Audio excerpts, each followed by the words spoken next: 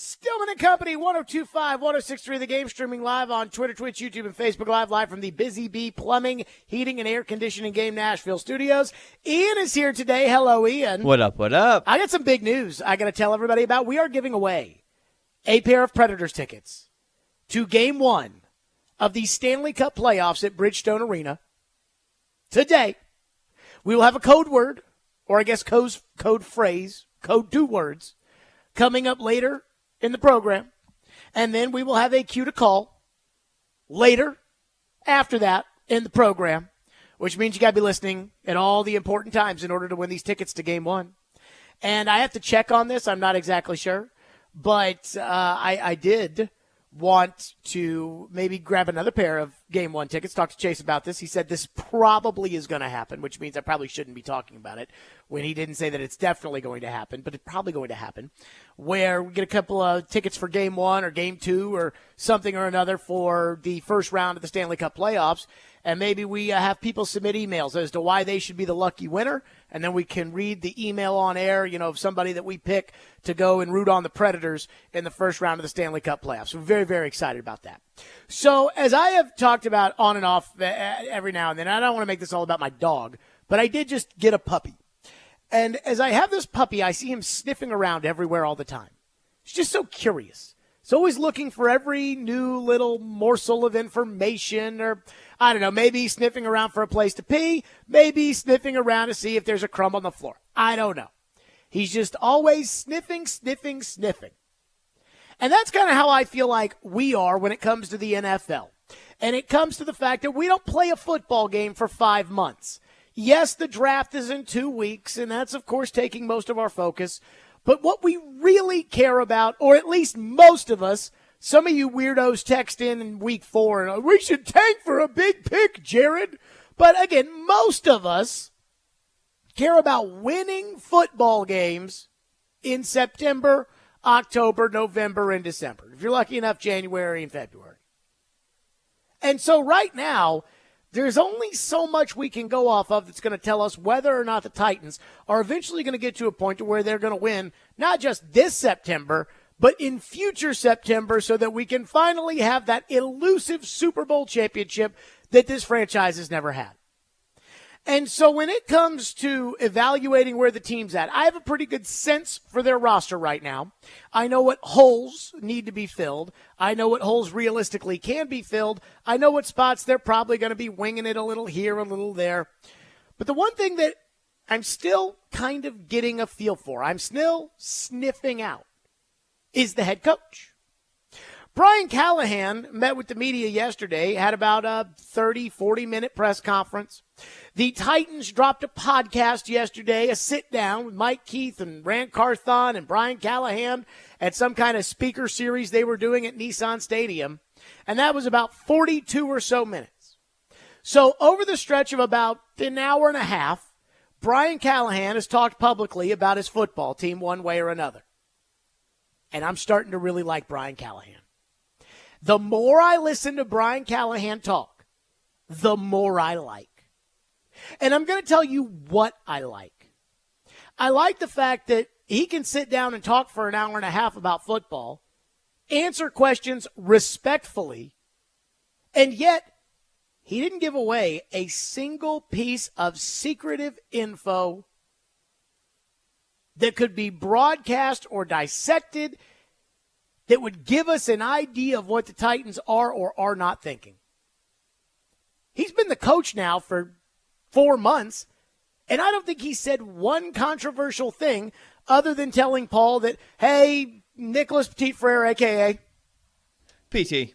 That PT and Jalen Duncan, might start at right tackle. And again, I didn't hear what he said to Paul. I know what he said to the midday show, which was, those guys got some talent, which are two different things. But I've listened to these interviews, and I'm starting to think, man, this guy is exactly what this franchise needs. For instance, he was asked questions about Will Levis, about his leadership, and then about what he needs to do. And he outlines everything that's going to be difficult for Will Levis and everything that he's going to need to do, because it's so much. There's so much on Levis's plate, as Callahan said yesterday. Levis has to earn the respect of his teammates. Levis has to worry about his mechanics. Levis has to know everybody's responsibility on every play. Levis has to know what the defense is trying to do. Levis has to pick up the blitz. Levis has to adjust on the fly. Levis has to go in and see, okay, do you like doing this? Do you like doing that? Levis has to then garner the trust of his teammates. He's got to garner the trust of his coaching staff. He's got to get to believe it. There's so many things that a young quarterback has to. It's so difficult. And yet he gets it. Talks about it openly. I listened to him yesterday empower his coaching staff when talking about the days and the meetings and how he sits in on them. And man, I'll tell you, Denard Wilson, he gets me wanting to go play defense. Talking about his father, Bill Callahan, saying he's the best in the business. He's not coy, he's not shy, but he's also not condescending or aggressive. And that's what this organization and this town need after Mike Vrabel. You know, different jobs and different cities and different programs require different things out of their coach. If you're going to be the basketball coach at Kentucky, there is a certain circus ringleader element that you have to yourself. That's why a guy, Scott Drew at Baylor, turned the job down. That's why he's better off not taking that job. Because yesterday he was posting a photo with a friend at a random Mexican restaurant in Waco, Texas. And I'm just going to tell you right now, you're not going to a random Mexican restaurant in Lexington, Kentucky, unless you want to be bothered for 3 hours straight. And in Nashville, it is a different city than Boston, New York, Philadelphia. There's a certain small town vibe to it as Nashville becomes a more, I'm going to say, commercial city. People visit here all the time, but it's still got a livability quality. People here are still genuinely happy, which is not the case in a lot of other places. And again, that's what Brian Callahan brings to this role. I can't tell you about his coaching adjustments. I haven't seen any of them. I can't tell you about his play calling. I can't tell you about his ability to scout talent, which, of course, he's going to have a big hand in, because we haven't seen any of that. I can't talk about his game planning. I can't even tell you what he's going to be like at the podium after he loses a game. But what I've seen so far out of Brian Callahan, I really like. Supporting his players, empowering his coaches, even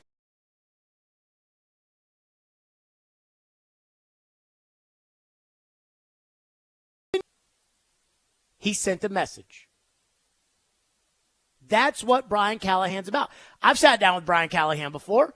I've watched all of his interviews, and I don't feel like Brian Callahan is trying to push some kind of narrative. I don't think Brian Callahan is trying to pull one over on anybody. I don't think Brian Callahan is trying to get anybody to believe anything that he knows in his heart's not true. And I'm not here to crap on Mike Vrabel as much as a lot of you would want to, because I think Vrabel is a good coach. He'll be hired next year, and I think he'll win somewhere else. I've said that time and time again, even when I was advocating for his firing. But like a hockey coach, I think Vrabel's style had run its course. To me, Vrabel is about degrading arrogance. There was always condescending tones in his voice. Whether it was the media, whether it was players. I talked to former players that would say they hated Vrabel. He was just annoying, and he just never stopped. Well, at some point, that eventually gets on your nerves. And it sometimes works to motivate. Somebody pushing you, saying you're not good enough, and really pushing and looking down on you. But at some point, it's time for a change. It's time for a new voice in the room. I listened to Brian Callahan. I think he's confident. But unlike Vrabel, who I thought was maybe a little bit harsher in terms of his motivation, I feel like Brian Callahan is encouraging. Now, he's got a dash of accountability. He talked about, hey, I told the team, when you're here, we've got to work. Vrabel was all accountability, which is not a bad thing.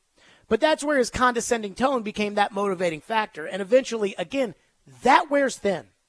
Guys get tired of that.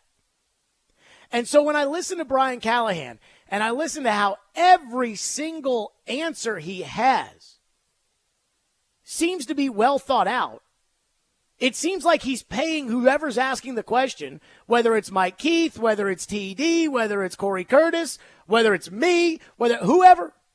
Seems like he's giving that person the respect of, hey, you asked me a question, I'm going to give you an honest answer. And it's not some, I'm the coach, so I know, that Mike Vrabel used to have. But he doesn't tell you anything. He doesn't give away anything that he doesn't want anybody to know. And that's a very Barry Trotz-like quality in Brian Callahan. So again, by no means am I telling you today that, oh, he's just the best coach I know I can tell you. But so far, I really, really like what I hear out of Brian Callahan. I told Ian to, hey, get me a random Brian Callahan cut here.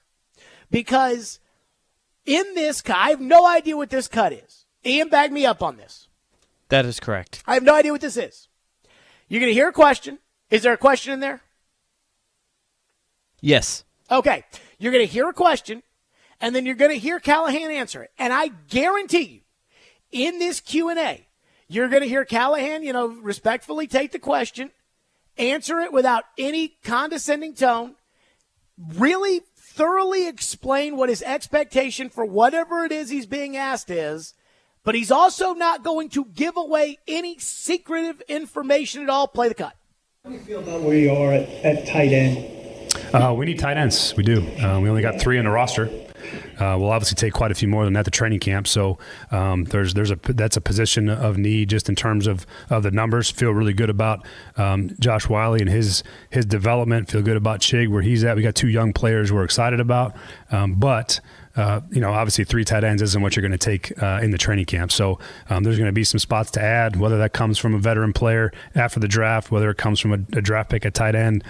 Remains to be seen, but certainly need to add more than what we have currently. We'll probably take at least 5, probably 6 tight ends in a training camp. Generally speaking, that's usually where you're at. So there'll be some guys added to that room at some point. Think about this. Did you really think they were going to take 3 tight ends at training camp? How are you going to play a preseason game with 3 tight ends unless you want Chig playing 48 snaps? So it's not like that's any shocking information, right? But he answered the question respectfully. He did his best there. Positive encouragement about, hey, we like Chig and Wiley, but we got to add to that. He didn't tell you how they were going to add. He said maybe the draft, maybe free agency. There's no other way to add players. But again, no condescension, no back talk, no arrogance. Just a straight shooter. And after Mike Vrabel, that's what this team needs. That's what that locker room needs. That's what the organization, the building outside of just the players, I think that's what they need. And quite frankly, I think this city needs a head coach who will be honest with the fans to a certain extent. And so, again, we're still 5 months away from kicking the football off. And there are going to be a lot of factors that determine whether or not Brian Callahan is a good coach. And some of those are out of his control. And I'm sure there will be some rookie mistakes along the way. But as far as what we're seeing so far, I see a coach who gets it. And that's what this city and this team and this organization, that's what they need. He's a realist. In the interview with Mike Keith and Rand Carthon, they were talking about Calvin Ridley. And Rand Carthon was like, his agent told us it was 90% done. And Coach Callie, he didn't believe any of that. Callahan's like, nope, don't believe it. I only believe it when they sign. He's a realist. And so because of that, I think that with him running the organization, and I really do think that, again, it sounds like it's a good collaboration between he and Rand. I think that Callahan's probably the guy who's ultimately calling the shots. Again, between how those two guys are, it would not surprise me if Rand, has the title of GM and that if there was a a big argument Rand would win, but I think that Rand's probably, if Callahan feels strongly about something, is probably going to defer to his coach on it. This might be the right guy for this spot. 615-737-1025. That's how we're starting today. 615-737-1025. I am very impressed with the head coach of the Titans. Coming up next, there's one question that I really want to ask Brian Callahan. I mean, really ask it, and I want to ask it as a Titan fan. Not as a media member, an analyst, as a fan. I have a question for Brian Callahan that I don't think he'd ever truly answer it straight up, but I do wonder this because I've got a lot of anxiety about this certain topic. We'll get to that next. Stillman and Company, we're rocking and rolling. 102.5, 106.3 The Game.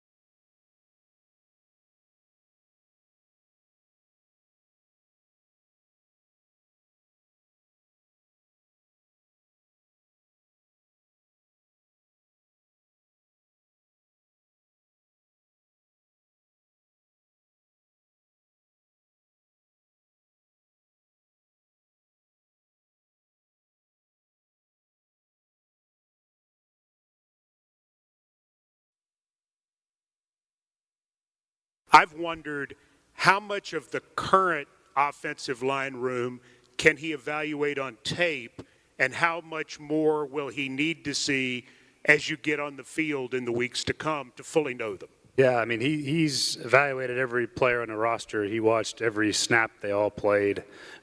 He's watched practice reps of some of the guys that didn't play a lot. So he's very aware of what we have currently on the roster, what we needed moving forward, where our deficiencies were, where we might have some strengths.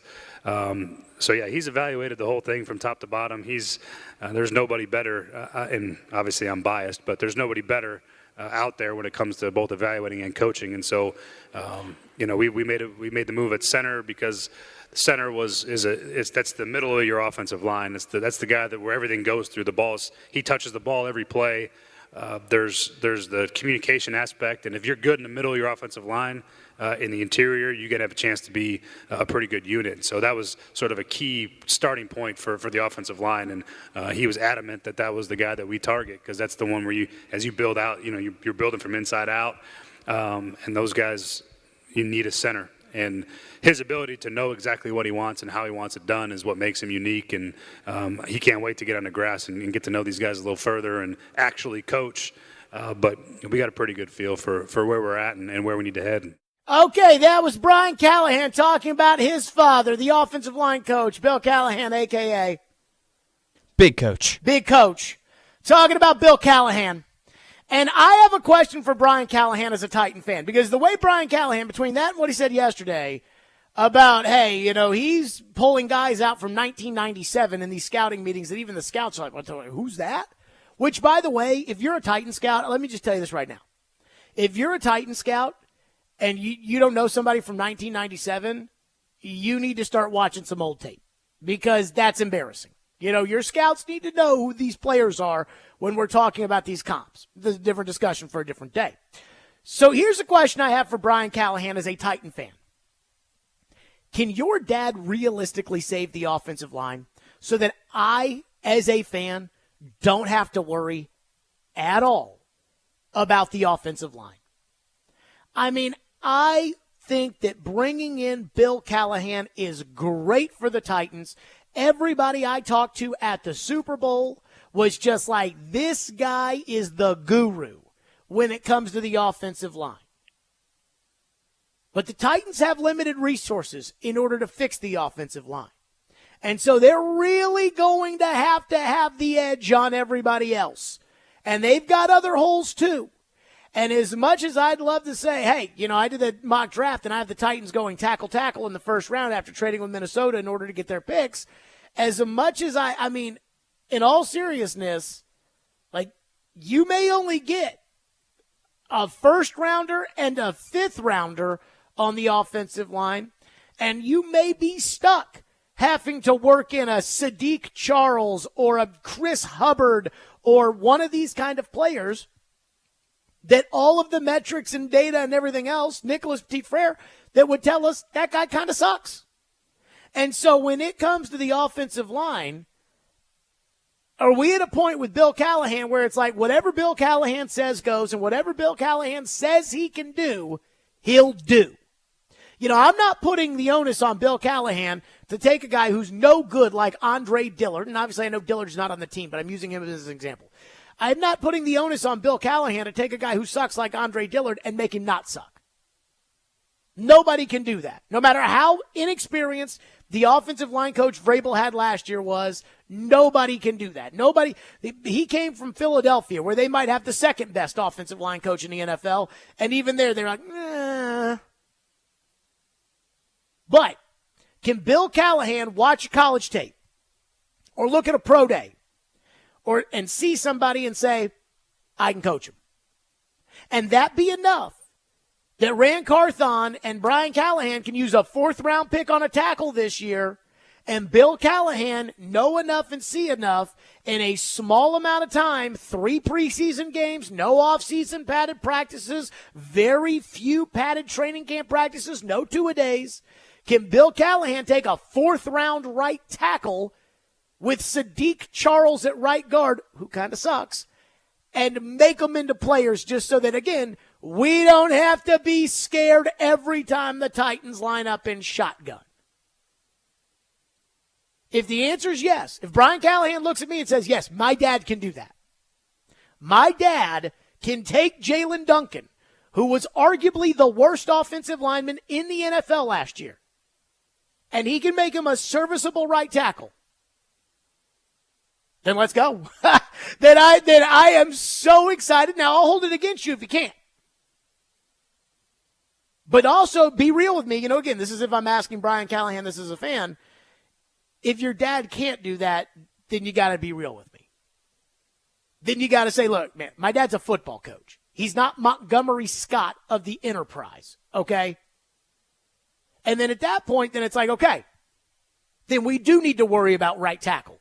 Then you do need to allocate the resources to make the offensive line a positive instead of a massive negative. Because this young quarterback who is injury prone is going to need a line to protect him. And I don't know if anybody will ask Brian Callahan that question straight up or if Brian Callahan would be straight up with that of like, hey, can your dad fix players who suck and make them good? Or do you need good players and he can make them better than every other coach out there can?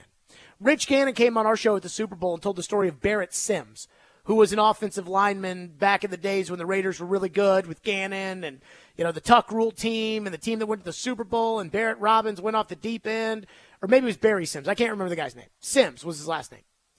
And he said this guy could not walk and chew gum. And after years after year after year with Bill Callahan, this guy became a really, really solid lineman. Can he do that here in the next 5 months with Jalen Duncan or Nicholas Petit-Frere or Sadiq Charles or Dylan Radins? Or do you need to think about going tackle at 7 and tackle at 38?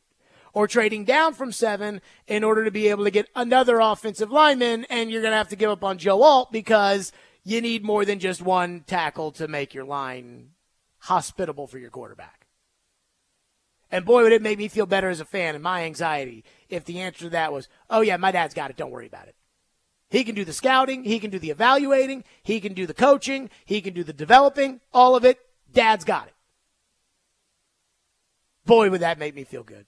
615-737-1025. I see a lot of you want to weigh in on this. 615-737-1025 here on our program. And Brian Callahan has a message for the team. And I do wonder if the message is all the team needs to hear.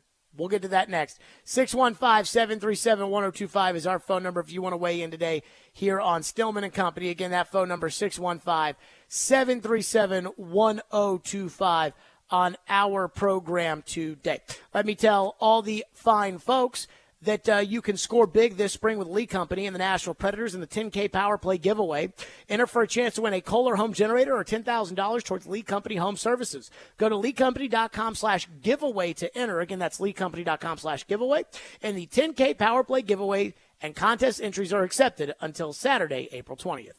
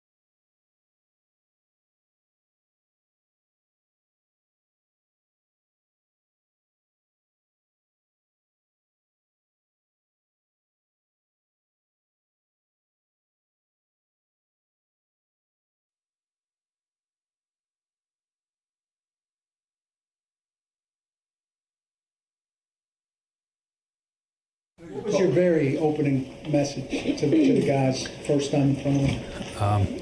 Really two things. I think that I said it in my opening press conference too, and you know, two critical factors that we want our team to be when you turn our tape on is relentless and resilient. And they got that message the first day. It's a huge part of what I believe in.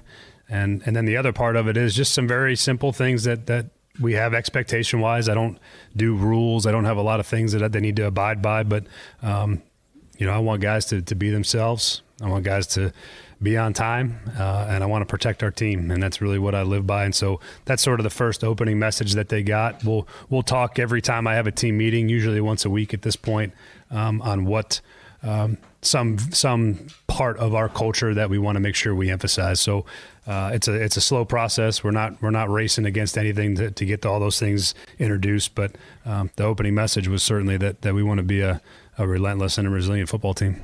Okay, get ready to hear that a lot from Brian Callahan, relentless and resilient. That's one thing. But the second part, I think, was what was really important, which was, you know, my second message in this was, hey, I got expectations. I have a lot of rules. I'm not going to sit here and hold your hand. I'm not going to come down. Here are the expectations.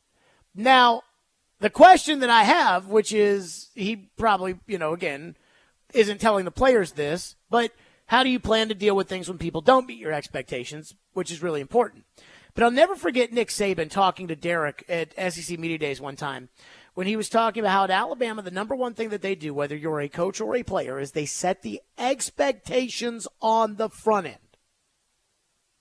And I was about 26 years old at the time. And I heard that, and I was like, whoa. And I know that it sounds crazy to be wowed by something as simple as, hey, we're setting the expectations for you right here, right now. But I would say that in a lot of relationships, whether they are professional relationships or personal relationships, oftentimes one of the biggest reasons for failure in that relationship is a lack of outlining the expectations ahead of time. It is known as effective communication. It is, hey, if you want to do this, I want you to be here, but here's what it takes. And I think that is, again, if that's exactly how Brian Callahan's handling it, I think bravo. The example Saban used with Derek, and I have seen this far too many times in my career, which is Saban said, and he goes, I have no idea if this is what happened to you, but oftentimes, you know, they just stick a microphone in front of somebody and say, all right, here you go, Derek Mason, you played in the NFL, go talk. And he goes, and I'm sure that happens a lot of places, but that's not how it happens at Alabama. And that's not how it should happen with Tennessee Titans. And that's why if you do something with me, the expectations are outlined at the very beginning. And probably from about, how old was I when Caroline showed up here, Ian? 31 years old, maybe? 30? Somewhere in that range. That was, you know, it's probably like, what, 3 or so years ago? Not 34, so 31. So ever since then, like, I think it's really important to me that I outline up front, like, hey, here are the expectations that I have, and I'm not going to be very happy if they're not met, and here's what I will do for you if you meet me at my expectations. And it makes things a lot easier because it sets the tone from the beginning. And again, that's another thing where Brian Callahan, he didn't tell you what his expectations are for those players. That probably stays inside. But he did tell you. Wasn't condescending. It wasn't I'll keep that between me and the team. And again, coming off of the Vrabel administration, I think that's something that could be, you know, really, really needed around here. Kinston texts into our text line. Our phone line is by WilsonCountyHunter.com. Kinston says, since you like Callahan so much, we give Rand credit for bringing him in.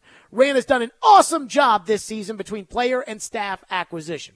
So, first of all, let's wait until we play football games before we start going up and down about the player acquisition, right? You know, Calvin Ridley, I use him as an example. Everybody's so happy about Calvin Ridley, and they think Calvin Ridley's so great. And maybe you're right, and I'm glad they signed Calvin Ridley.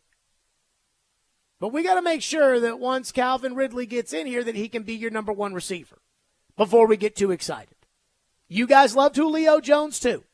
So let's be careful with that. When it comes to giving Rand credit for hiring Brian Callahan, I'm going to say no. And here's why I'm going to say no.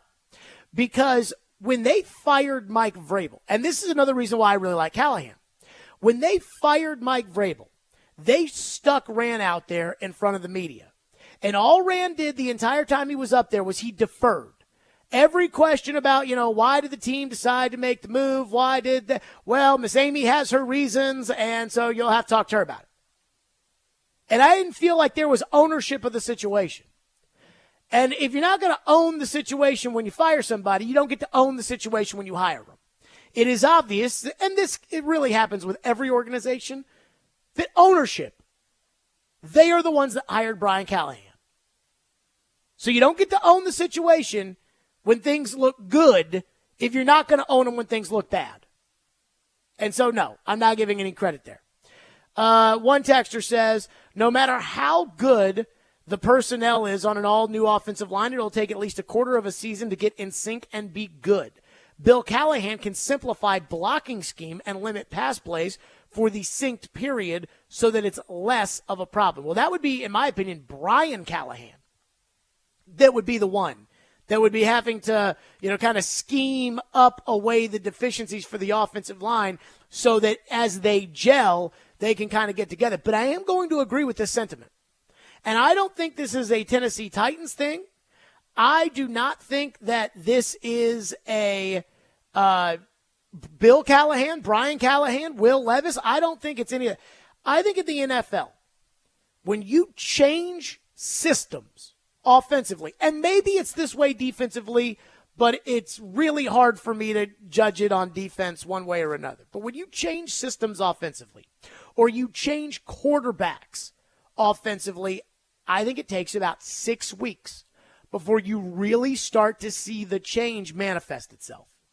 And I know, if you start off 0-6, your season's probably over.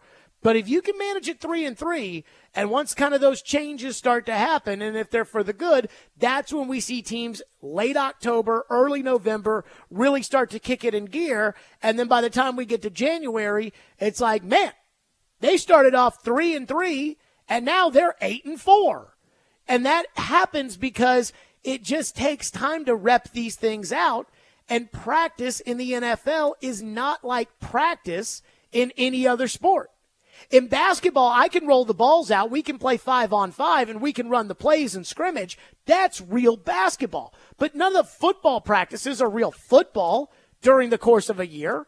It's on Monday, we're going over first and second down. On Thursday, we're going over goal line. And on Friday, we're going over third down. It's like we're just learning the plays and the game plan and things like that. And so I think it takes about 6 weeks. And so I use an example just off the top of my head, Jacksonville and Trevor Lawrence.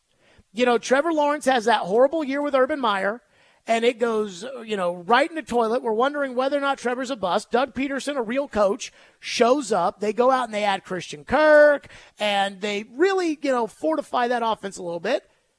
And early in the year, Jacksonville sucked. And then they went to London, and about midway through the year, things started to turn around because way to tread water for the first 6 weeks of the season, and then we'll really see the adjustment to Callahan. And I also think this works the other way too.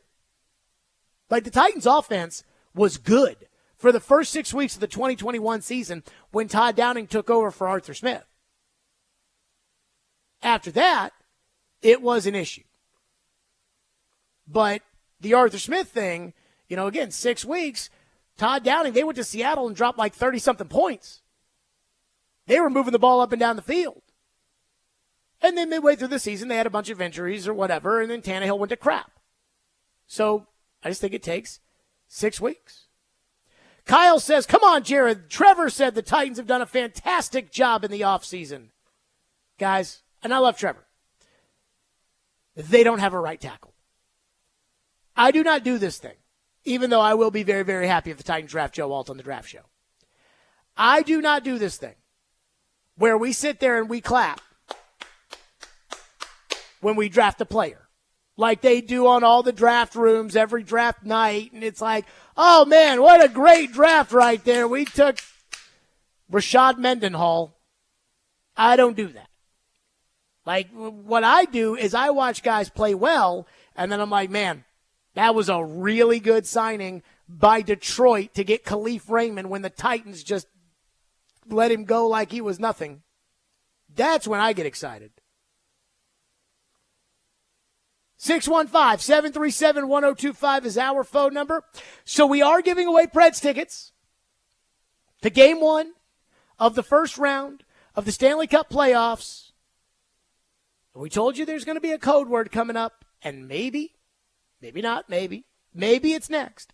615-737-1025 TD at 3 o'clock here on our program. Hey, tune in to 94.9 The Fan today as the Sounds take on the Memphis Redbirds on the road. First pitch is at 6:45. Coverage is available on the 94.9 The Fan app and at 949thefan.com. Sounds Baseball is presented by Twin Peaks Family Leisure and Busy Bee Plumbing, Heating, and Air Conditioning.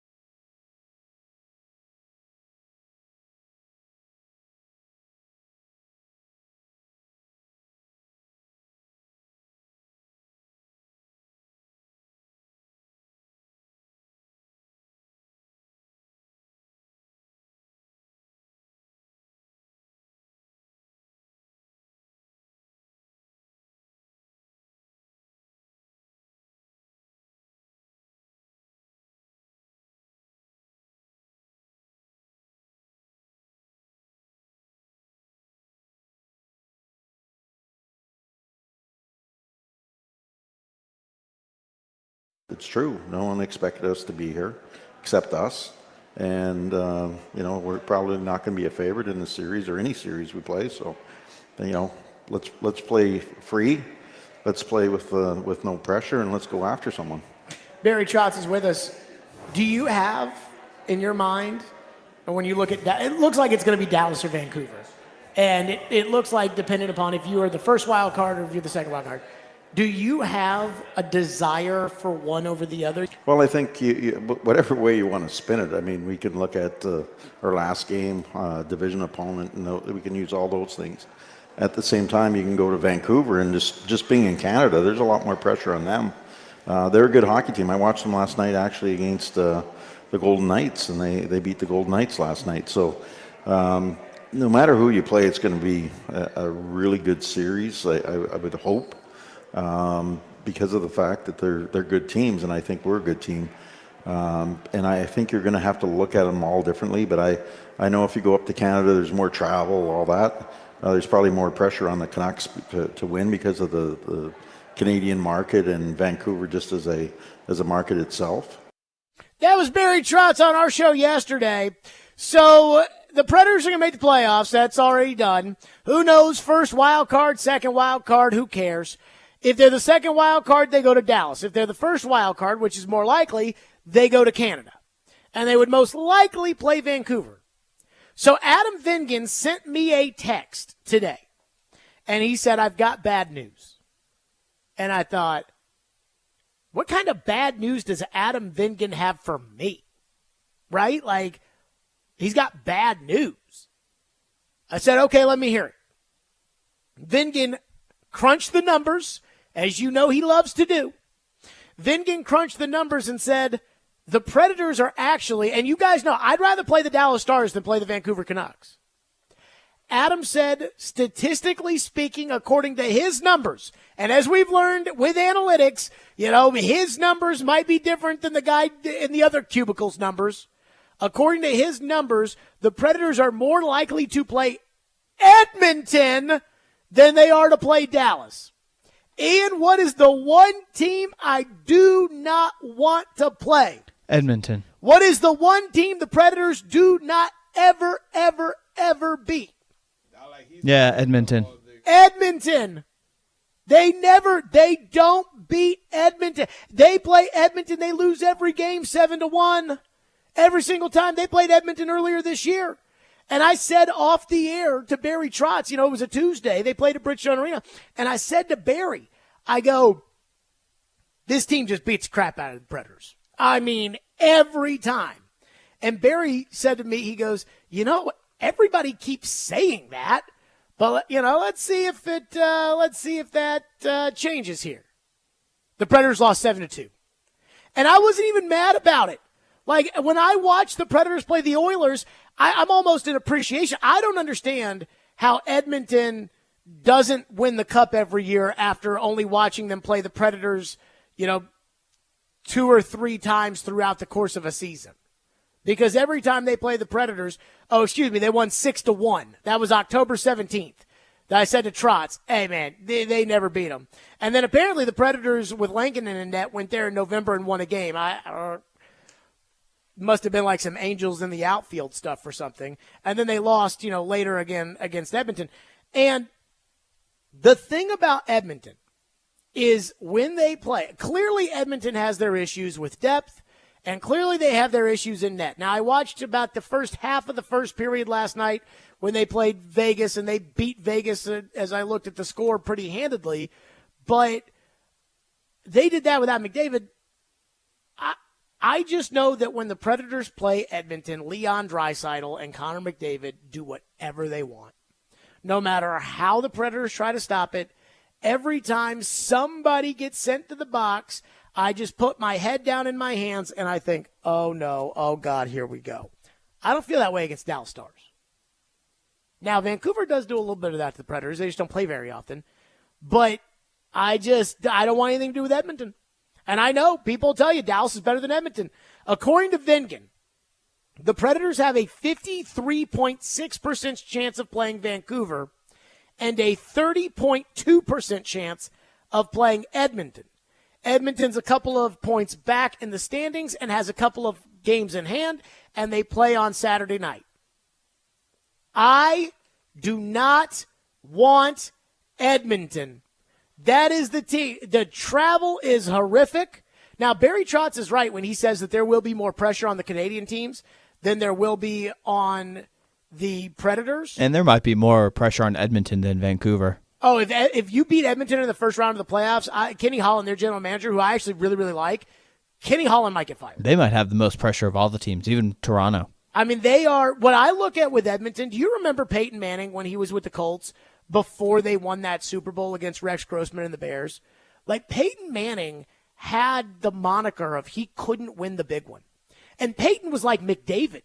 Peyton was winning the MVP every year. His statistics were unbelievable. And then they'd end up in a playoff game in Foxborough, and they'd get their tails kicked.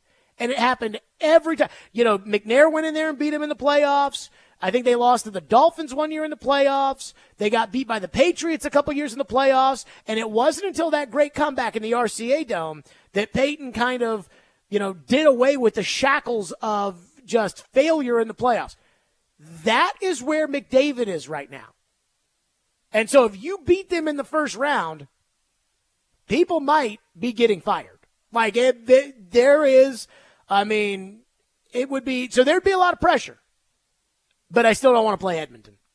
Because every time they play you, Leon Draisaitl has 47 goals, Connor McDavid has 27, and they whip your tail. And I think that would be a 5-game series. They'd smoke you both times there. You'd probably win game 3 at home. And it's just too much Draisaitl, too much McDavid. Don't want them. I don't even want to be in the same bracket as them. They're the one team that I'm like, I don't want anything to do with them. And Vinkin tells me that you have a 30% chance of playing them in the first round of the playoffs. So go Vancouver. And if that means that the Predators losing to the terrible Blackhawks tomorrow night puts them in that second wild card spot and keeps them in the Central Division, I'm here for it. I'm serious about that. I do not want Edmonton. And that is why the code word for our tickets, which you can win later on in the show, for Game 1 of the Stanley Cup playoffs is going to be not Edmonton. That's it. So when I ask you to call, you'll call Ian later today in the show. First person to do it will say not Edmonton, and you'll get 2 tickets to Game 1 of the Stanley Cup playoffs at Bridgestone Arena with the Predators versus whoever it is. And you know who we hope it's not? Edmonton. TD joins us next for the TD Power Hour. His takeaways from what he heard from Brian Callahan yesterday. And was Brian Callahan throwing some shade at Traylon Burks? We'll do that coming up next. Stillman and Company, 102.5, 106 for the game.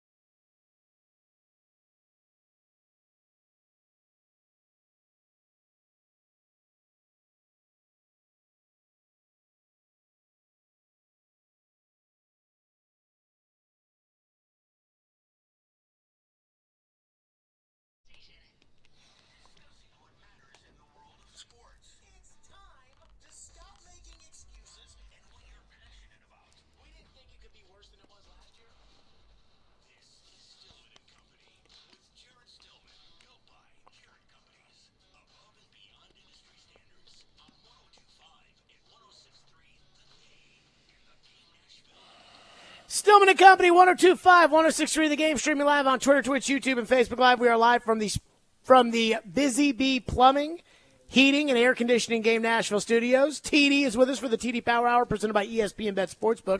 TD, how are you? I'm doing really well. What's going on, man? So I know yesterday you going to the facility, knowing that there are players in the building, even though you're not talking to the players, even though there's no workouts to watch, I know that kicked something inside of you. Yeah, it's always good to feel the energy, feel the vibes, and definitely felt that. And it wasn't just the players, man. Denard Wilson, I tell you what, that dude will have you ready. And I'm looking forward to seeing how these guys come out in minicamp coming up, or OTAs when we get to see them. You know what my favorite thing about Denard Wilson was yesterday? What's that? Was it yesterday? Because, again, he's a former secondary coach, played in the secondary in his career. They spent a bunch in the secondary. They spent a lot of money in the secondary. He's like, you better have a pass rush. I'm like, okay, thank God. Yeah, because that's what I asked him about, the back end versus the front end. And I'm like, I know you got the DB background, but how does that marriage work? And, yeah, he dug in. First thing he said, it's one in the trenches. So you got to appreciate that. Okay. Let's start with your takeaways from Brian Callahan's press conference, and then I do want to get to the Burks thing yesterday, or the lack of a Burks thing from Callahan. So where do you want to start on Callahan's press conference? I guess we could start on just I like what he said about Will Levis and just how he talked about the intensity that he comes into the building with and how he's going to let him be a natural leader. And I think this is something that was very critical and a big part of him being hired by Rand Carthon, by the way, because we do know Amy Adams-Strunk said that he was going to lead the committee to hire that, but I know you don't want to believe it, but that's a different story. You don't get credit for you don't get credit for doing something the owner designated you but then to lead. You say that you had nothing to do with the firing? Own that. He didn't have – it was Amy Adams-Strunk's decision. Do you not remember what she said to on the website? Do you not remember that? Right, but he can get up there and it doesn't fit your narrative, so I get it. It's not about a narrative. Okay. It's about consistency. But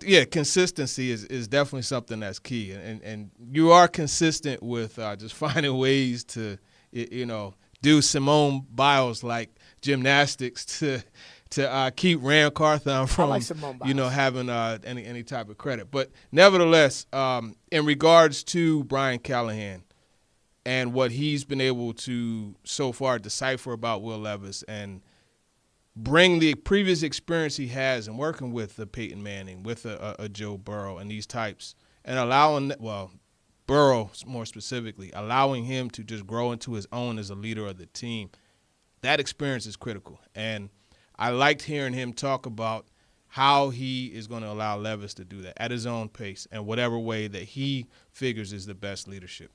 When I first started doing this, I used to ask Floyd all the time, like, is this guy going to be any good, or is this going to – and every time he'd look at me and be like, I don't know. And every time you see, that's the intelligence to know what you don't know. Exactly. Take heed. Take heed. I would take heed. I would get so worked up. Like, you're the G. Like, you should know. You should. And I guess maybe I learned that there's a process to how all these things work out, and whether or not somebody's going to go through the process or how it's going to affect them. Like, I've now understand the why an expert still doesn't know, even if it's like asking Terry Bradshaw, who's going to win the Saints game, Terry? I don't know. I mean, I think the Bucs will, but I don't know because any number of things could happen. When people ask me about Will Levis, I feel like I know where Levis is right now, and I could really see this going one of two ways with Levis, and it's, okay, what do they have to do to set him up in order to get, go down the good fork of the road, and then what are the pitfalls that could happen that lead him down to the other side? And I felt like Brian Callahan kind of articulated that yesterday of like, here are all the things that Will Levis has to worry about right now, and it's a lot. Oh, it's an awful lot. And it's just a part of being an NFL quarterback, a young quarterback who's being looked upon as the possible franchise leader. So, yeah, it is important.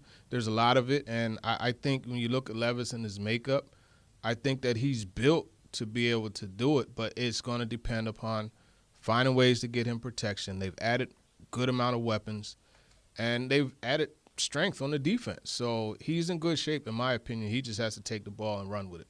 Okay, what did you think yesterday when asked about adding to the receiver room? And he mentioned Phillips, and he mentioned Kinsey, and he mentioned NWI, but he didn't mention Treylon Burks. I thought it was interesting. I didn't take a negative or a positive from it. I just said, wow, he didn't mention Burks, and this is a guy that I think they're going to really need to step up. It could be looked upon two different ways, right? I don't think it was necessarily a huge message he was trying to send or anything like that, and I understand if someone looks at it that way. But when you look at Treylon Burks, because when I asked Nick Holes about it, and shame on me for not following up, I wanted to follow up with that, but there were other questions I needed to get into. But when I asked Nick Holes about it, one of the things that he said is, he talked about how tremendously talented he is, and he talked about how nothing is going to be given to him. He has to earn it. So I think that was more of a challenge than anything that Brian Callahan said.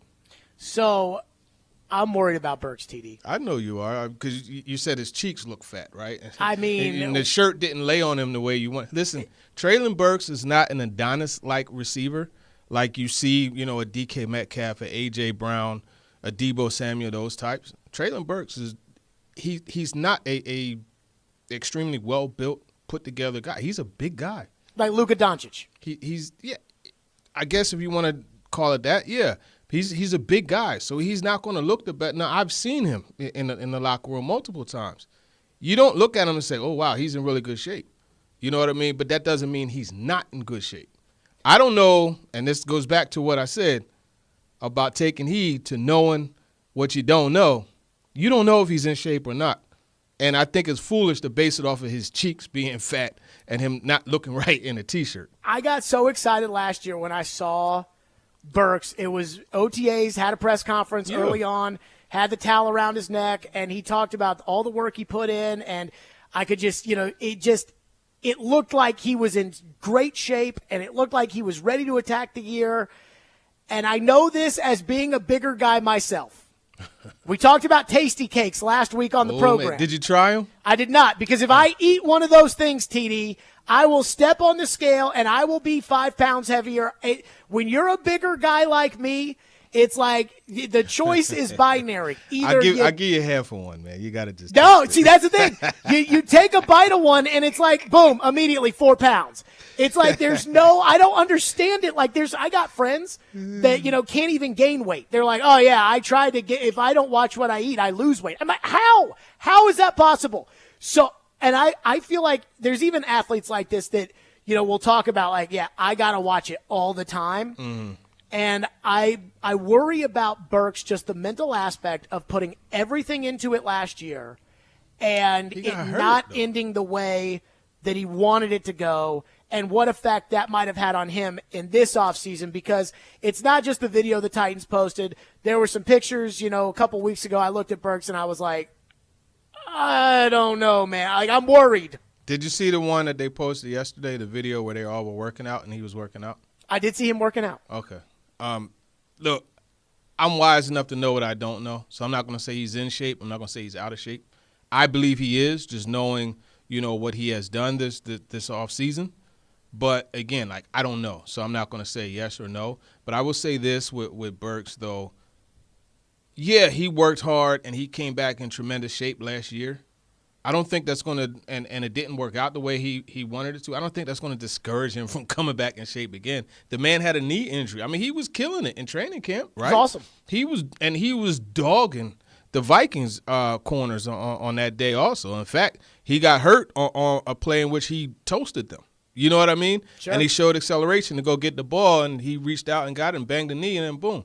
That's not something that results from working out. Or a concussion. Or being in shape. And then the concussion. These are things that happen. So I don't think he's going to be discouraged. If anything, I would imagine he would be encouraged to come back just the same. It's just like, yo, I busted my behind to do well that season. It didn't end right. I'm going to bust my behind even harder just to make up for that. And then also, one of the things with Callahan and the question, now, it was Sam Phelan. Sam had asked Callahan about where they needed to add receivers. And the first thing that Callahan said was in the slot. Now, the two guys he mentioned, Kinsey and Phillips, those are dedicated slot guys. NWI, we already know, he's a cross trainer. Sure. He goes all over. I wonder if he doesn't see Burks as a dedicated slot guy and one of those guys is going to cross train, because you notice he didn't mention Ridley or Hopkins either. Mm-hmm. You know what I mean? So it could be taken a bunch of ways. I think we need to allow this thing to let's see what happens, how they go into rotations and stuff in OTAs. Well, the number one thing is guys are going to get hurt throughout the course of the year. So to say, like, okay, well, he's outside, so that's it. Mm-mm. You know, it's hard to do. The other thing, though, that I do think about is Burke's spot on the team. Not that they would cut him, but I could perhaps see if they draft the receiver, I could see them, you know, trading him for a pick next year. And it's obviously going to be pennies on the dollar at that point. We're talking 5th or 6th round. But doing that, because if they were to draft another receiver for this team this year, then it's like, okay, well, how many receivers are going to be active on game day? And Burks can't play special teams like NWI can, or return punts like they say Kyle Phillips can. You could put him in kickoff return. You could put him back there. Well, the new kickoff return, he might be. Exactly. No, I kind of want to see Spears or Pollard back there in the new kickoff return. I don't think Burks would be bad back there either. But, I mean, the point is, like, you don't have to trade him. You could keep him, and there's nothing wrong. We saw how many, you know, with the injuries and stuff a couple years ago, right, where it was like, yo, you got some guys starting that is – I don't know that guy is league material. You know what I mean? But that ended up being on the field. So I think when you look at this, there's nothing wrong with keeping Burks, even if they do draft a Malik Neighbors or someone along those lines, a Javon Baker, whatever. If they draft these guys, the more the better. You want competition at every position. TD is with us for the TD Power Hour, presented by ESPN Bet Sportsbook. Coming up next, the 7th overall pick. You brought up Neighbors, TD. We got scenarios to go over.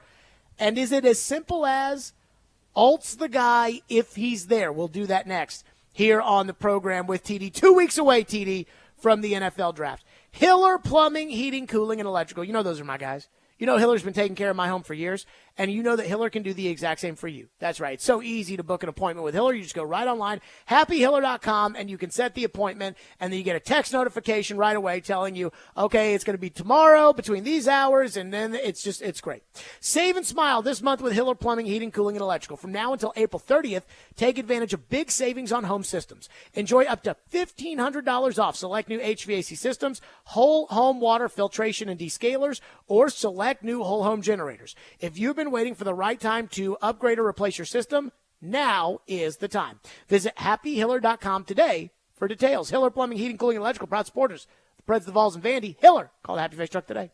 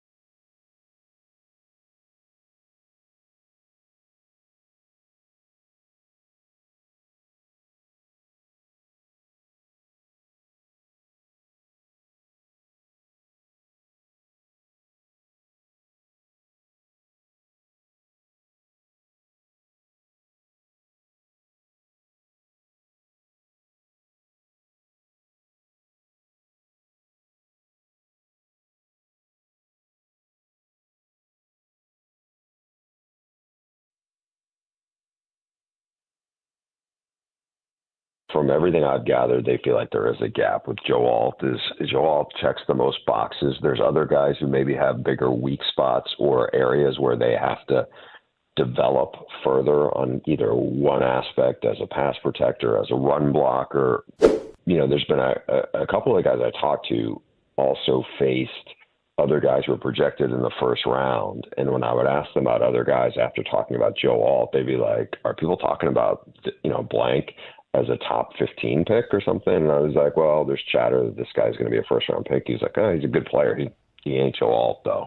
That was Bruce Feldman on Robbie and Rexroad earlier this week. He's talking to college coaches who are like, yeah, these guys are good, but they're not Joe Alt. So TD is with us for the TD Power Hour presented by ESPN Bet Sportsbook. TD, is it as simple as if the Titans go on the clock with the 7th pick and Joe Alt is there, that the Tennessee Titans are selecting Joe Alt out of Notre Dame? Nope, it's not that simple, man. I think a lot of things can happen before that to warrant a trade back. So let's say Alt is there and you got the Vikings who are hot on JJ McCarthy, right? Or let's say somehow, I'm not saying it's likely, so don't kill me on X. I'm just saying somehow, let's say Drake May drops. And at 7, you got teams that want to trade up to get him, and they get a good offer. I can see them trading back. And look, I've said Joe Alt is the most pro-ready prospect since December, January, right? Mm-hmm. I'm not saying that they should do it, but I'm saying that's something that I could see. So here's my thing on the trading back, which is if they trade back and they trade that pick, whoever they're probably trading the pick to is probably not taking Joe Alt with that pick, right? Mm-hmm. Like if they traded to Minnesota or they traded to Chicago, if Neighbors is there, I could actually see Chicago and Atlanta getting into it with one another about, hey, let's get up to 7. Chicago just jumps Atlanta at 8 to get to Neighbors, or Atlanta tries to buy the pick from you so that you can't trade the pick for Neighbors. And I could see something like that, which would mean maybe a trade and Alt. But then I wonder how we look at the Alt versus Fashanu debate that was really the beginning of all of this, which is if you trade to, say, 11, maybe you don't get Alt because the Jets take him at 10. But is Olu Fashanu worth what you would pick up in extra draft capital for the drop-off of a Joe Alt at that point? Right. How do you think, given the fact that Bill Callahan is their offensive line coach, and that when I say, needs work on technique, just from what I've read, it's not that Fashanu has bad technique, he just could shore it up a little bit. How much is that kind of in the minds of the Titans that, hey, if we end up with Fashanu and more picks, i.e. more players, more depth, everything else, we're better off than if we just use that pick on Alt? I think that's something that they would strongly consider, honestly. And, today we had a conference call with Mel Kiper, and I asked him about, trade back. Like, how does he look at that? And he said if they were to trade back, he said the best target, in his opinion, would be Amarius Mims. And if that's the case, now you're looking at, a trade back in the 15 to 20s. You know what I mean? But he had mentioned Mims is the best guy, and he said that he believes strongly that he could flip to left tackle, and it'll all depend on Bill Callahan and the crew. So you have that. I personally think, if you do trade back, Fashanu is the best option. I think when you look at him, the Michigan game it's a really good game of his. So if you get a chance, watch that game. The Ohio State game, there's some warts there. He's lunging a little too much. You see him caught out of position.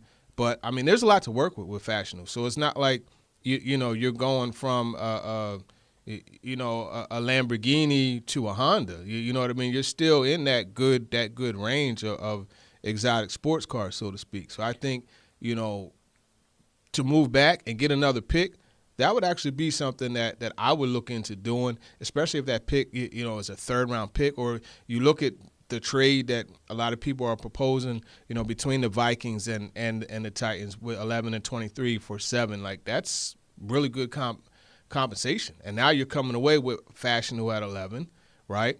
And then you're also coming away with a Keon Coleman or A.D. Mitchell, a Brian Thomas or a Chop Robinson. There's a lot of directions that you could go. And I think that would be the ideal trade for them. Okay, so I'm going to put you kind of on this big scenario question that we've had this week, which is, let's say 4 quarterbacks go, and Marvin Harrison goes, and for some reason, both Malik Neighbors and Joe Alt are both on the board at 7. Mm-hmm. Neighbors versus Alt. Let's take the trade out of this for the second. Neighbors versus Alt. Again, elite touchdown scorer versus elite non-touchdown scorer. Which side for this Titans team do you lie on in that argument? That's a tough one. That's tough. I love what Jordan Reed said about Malik Neighbors, and it applies. He said it looks like he's playing football with a jetpack on his back. Yep. And that is the truth. But I need the personal protector. You know, I go in and I take Joe Alt at 7 if I have to pick out of those two.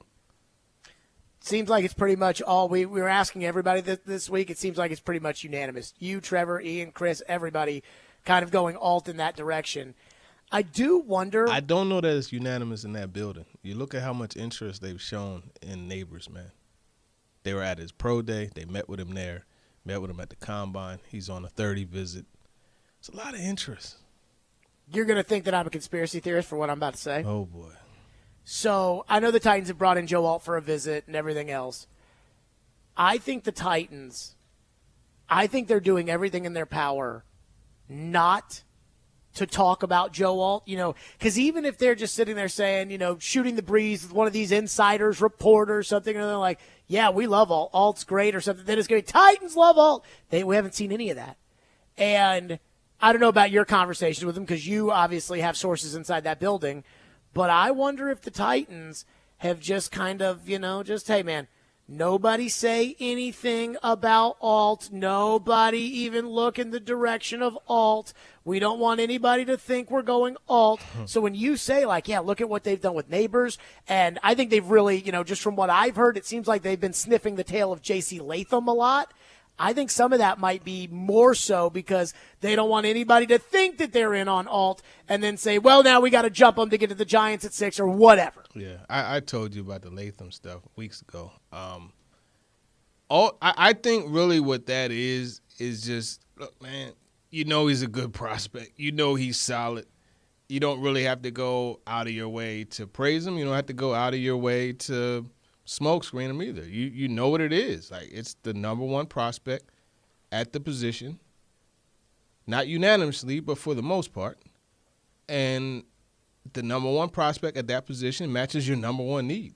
It doesn't take Sherlock Holmes or Kojak to figure out that, Alt is probably the best candidate for the Titans. So I don't think there's really too much positioning or anything like that. They know what it is with Alt, and they're just, in my opinion, exhausting other options, just in case that doesn't work out. You brought up and said Mel talked about trading back for Amarius Mims. How much does the lack of game experience for Mims concern you? If it were me, I wouldn't touch him.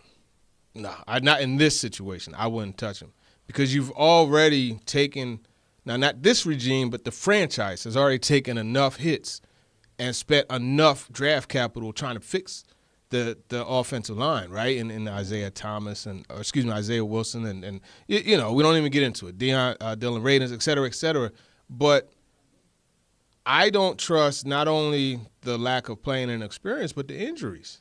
And he's a big guy. I probably wouldn't. I wouldn't do it in this case. I will go with a safer pick, in Alt or in J.C. Latham. I would go that route instead.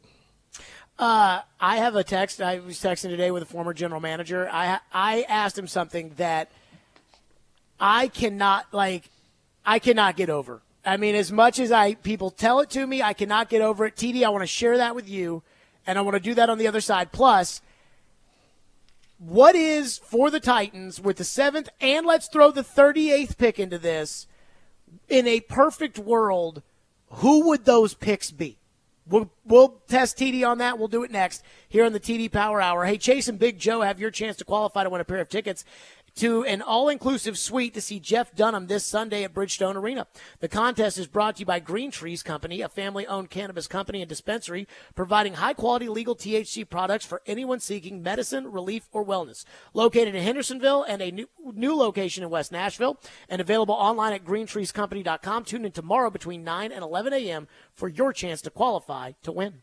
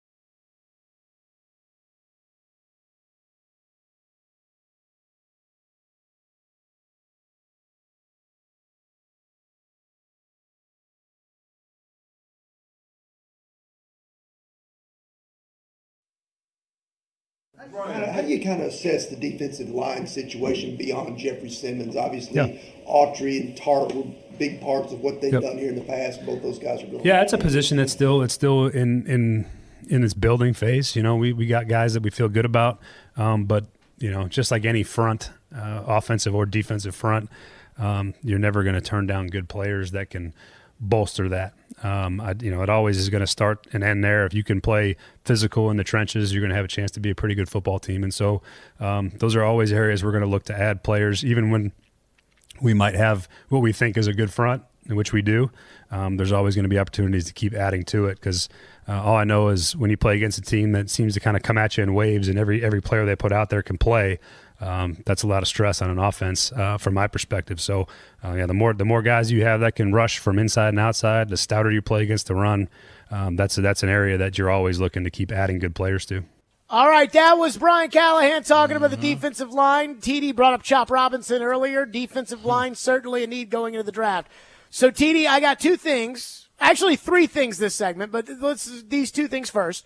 One, do we want to talk about, in a perfect world, how 7-38 would go, or do you want me to share with you what a former general manager said to me today that for some reason I just can't believe? All right, let's go how 7-38 would go, and I think 7-38 would go like this. Joe Alt, I think, is the best option at 7, and 38, it would be one of two players, Jerzon Newton, or Johnny Newton, as some refer to him as, or Darius Robinson. I think Newton, put him next to Simmons, and I think, that's going to be a problem. You know what's crazy about Newton? I've seen him at the end of some of these mock drafts in the first round, and when I screw around with the PFF mock draft simulator, he comes up a lot at 38. Yeah. You know, as the top player still on the board, and I don't really know much about him. He's another one of those 50 first-round draft picks that we talk about. So, I think he could be there. But I'll say this, right? If you want to talk about tackles, and if they don't go there at 38 defensive line, watch some LSU. I posted LSU versus Wisconsin, and they have three guys there. Mason Smith, who, and I forgot all about these guys. That's why I love talking to different people. We had Charles McDonald from Yahoo Sports on talking with TD this week, and he was like, man, don't forget about the LSU guys, right? And you got Mekhi Wingo, who he compared to Grady Jarrett, like that same undersized defensive interior guy that could play 3-4 end.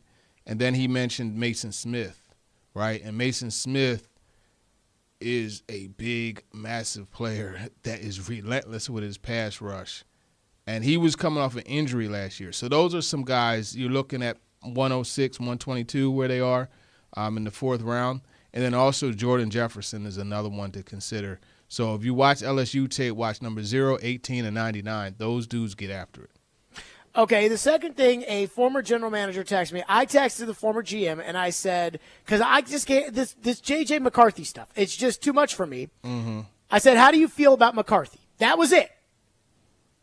GM said, I like him. I think he is very much worth the pick as a potential franchise quarterback. He played within the system they put him in. TD, I think this J.J. McCarthy stuff's real. I absolutely believe it's real. And here's the thing. I don't remember who it was, but I remember years ago talking quarterbacks with somebody at the Combine. And one of the things they brought up, and it's common sense if you think about it, but he said, watch how you want to get a good gauge on a quarterback, watch how he responds on third downs and in late fourth quarter situations. You look, that's when J.J. McCarthy's at his best. And that's when he's getting opportunities to show what he could do. So, look, I don't believe that he's a top 10 player. I think for the Titans' sake, Titans fans should hope that teams do believe that. But I think a lot of personnel people are not looking at the overall body of work, but honing in on situations. And that's something that, if you remember with Brady, a lot of, analysts and personnel people looked at that and say, this guy, he just wins. And when it's on the line, he comes through. Let's use a pick on him. And that's what the Patriots ended up doing. Charles Robinson said today that some people are thinking that the Patriots have J.J. McCarthy number one on their board over Caleb Williams. Wow. I mean, if they do that, look, I don't want Jaden Daniels to go to Washington. But you look at 3, if they do that and then a team trades up to get Jaden Daniels at 4 or McCarthy at 4, I think, now you're looking at something pretty cool. Whoever goes to Minnesota is going to be in an awesome position. Now, I wanted to carve some time. This is the third thing, TD. I want to carve some time out for this. Don't think I forgot. You do not like my love affair for Sam Darnold. The floor is yours. Okay, listen. You use the words awesome and great. I love him. Talking about his last 6 games. And you told me to watch it, right? Which I did watch because DJ Moore just happens to be, outside of A.J. Brown, one of my favorite receivers in the league. So I watched Carolina a lot. But he was a game manager, Jared. And you look at, you said he led him to a 4-2 record. And you look at the Saints game, man. Like, if you watch that and you come away with great and awesome, it's like me reading a Spanish textbook. I didn't know what I was reading, and you didn't know what you were watching if you said that. Because this guy, he completed 5 out of 15 passes. So, he almost had as many interceptions as completions. And one of the interceptions was so gross as far as not seeing Tyrann Mathieu coming off his post to that route, the deep pass that he threw to DJ Moore. It was just ridiculous. And that's something that he's done consistently throughout his career, is turn the football over. Now, I don't understand how you could call him great and awesome and say Kyler Murray sucks. Because here's the thing. Kyler. And Tua. Throw Tua in there, too. You throw Tua was a pretty good quarterback last year. And Kyler Murray, you go back to 2021, since you want to pool like portions of somebody's career and say that they were good, go back to 2021 and look at what he did in those first 7 games. 17 touchdowns, Jared. They were 7-0. And right? I saw the one here where they kicked the crap out of the Titans. Yeah, it was that year. That's what started it. That hit him and D-Hop game. Now, if you go back to and you look at this stretch that you want to point out in regards to Sam, I almost say Sam Bradford, to Sam Darnold. Maybe some similarities between the two. Yeah, they turn the football over a lot. But, I mean, like, I pulled some numbers, too. And, you look at this. From week 12 to week 18, this is when he played, right? When what made you come away with awesome and great somehow. The Wilkes era. He was 28th in completion percentage over that stretch. His completion percentage was 58.6. He was 18th in QBR. His QBR was 51.4. Now, he was second in yards per attempt at 8.2, but guess who was first? I'll give you 2 guesses. Who was first? Hold on, wait. Dak. No. Tua. It has to be somebody who sucks. Tua at 8.4. I don't see how you can say Tua sucks. I can't do Tua. I don't see how you can say Tua and Kyler Murray sucks, but turn around and say Sam Darnold is awesome or great. Like I am rooting. You are like that's beyond Skip Bayless and Mad Dog Russo level of ridiculousness. I will stand on the table for Sam Darnold, Woo. and this is what I want to see. Woo. I want Minnesota's going to take JJ McCarthy, so this is what's all good about anyway. Sam Darnold? What's good about him? Help me out. First of all, I think Sam Darnold has been screwed over as much as any quarterback could be screwed over, like Mariota level screwed over. Which, again, it is what it is. But I do believe that when he had DJ Moore, like and a real coach. And when he had DJ Moore, he was 28th in completion percentage, less than 60. Got other bums on the team. He and DJ Moore and Steve Wilkes willed them back into the playoff race. And I just he willed them into the playoff race, winning the game 10-7, completing 5 out of 15 passes with 2 interceptions. But and Tua, stop it, and him and Murray. This is the Steve McNair, Kerry Collins thing, where the old man used to say, "I want to." Everybody says, "Well, how could you go with Steve over Kerry?" And I said, "Put Kerry at Alcorn State and put Steve at Penn State."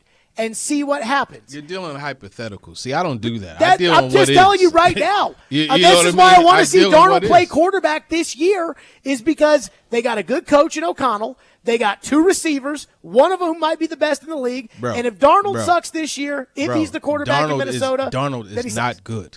Dude, he is Darnold, not good. Desmond Ridder is not good. For you to look at Darnold and say that he's awesome or great, and then turn around and look at Kyler Murray or Tua and say that they suck. It is very clear and obvious to me that if you watch games and you come away with this conclusion, that is the equivalent to reading a Spanish textbook. The only reason that I feel this way is because I watched those Panther games on NFL Plus while I rode the bike last offseason, and I was like, this guy's playing good football. He's playing good football. And right? I've completing watched 5 Tua out of play, 15 passes. And I watched Tua in every big game stint. You know, over that stretch, the one time he had a pretty competent passing total, they lost. Was that the Tampa Bay game? Yes, it was. Yeah, that was.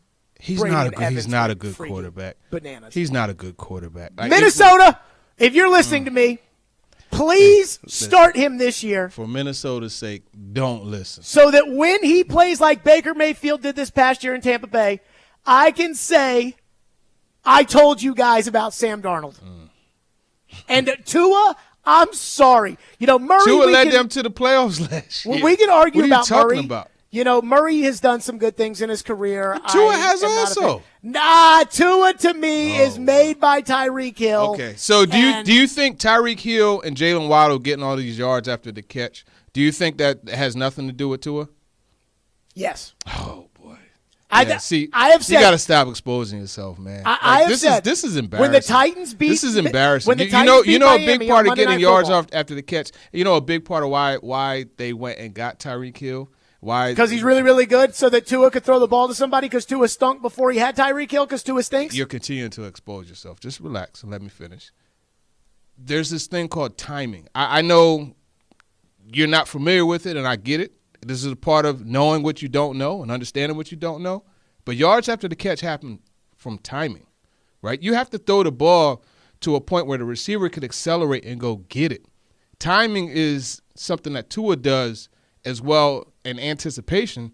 He does it as well as pretty much if not better than most quarterbacks in the league. That's a reason why that whole everything works well with him and Tyreek Hill and with Jalen Waddle and also with, you know, the running backs catching the ball out of the backfield. He has really good touch, accuracy, and timing with his passes. Now, I get it. You look at a box score and you're not going to see that. So I understand you saying he sucks from that perspective. Well, but if you take and actually know what you're watching, Teeny, you will see that he does. You were at the Titan game in Miami, right? One game I was at, yeah. Tyreek got hurt. And when Tyreek went out, Tua was awful. Tua, yeah, he has some issues. He made some have plays. Tyreek. Okay, so Josh Allen is bad without Stephon Diggs, right? We're going to see. We're going to see. Yeah. But Sam Darnold is great and awesome. Like, I think Tua is the most overrated quarterback in the NFL. I would rather have Sam Darnold than Tua. I would rather have Will Levis than Tua. I would rather have Anthony Richardson, who's played 6 games. This over Tua. is the NFL. This is the NFL. Right. And Tua stinks in it. Yeah. And I will die on that hill. Well, Tua has had a much better career than Sam Darnold. And who if you Tua, call awesome or great. If Tua had been drafted 5 years earlier when Adam Gase was the coach if I ran 4.3 instead of 4.56, I know I might have got paid to play ball. But you see, I don't deal in ifs, man. You can't I deal know, in ifs. I know, but I'm just telling you. Like again, this is all about if Tua were to be on another team without Tyreek Hill, I think he'd suck. Just like he sucked before Tyreek got there, and the owner got suspended for trying to get rid of him for Tom Brady. Just like Brian Flores kept benching him. I'm telling you, Tua is a product of a good coach, great receivers, he had good a good running season game. last year, though. What? He had a good season last year. But in the Titan game, Tyreek got hurt, and he was terrible. So you're going to point to one game? Well, the Buffalo game at the end of the year when he was awful. He did nothing in the playoff game in Kansas City.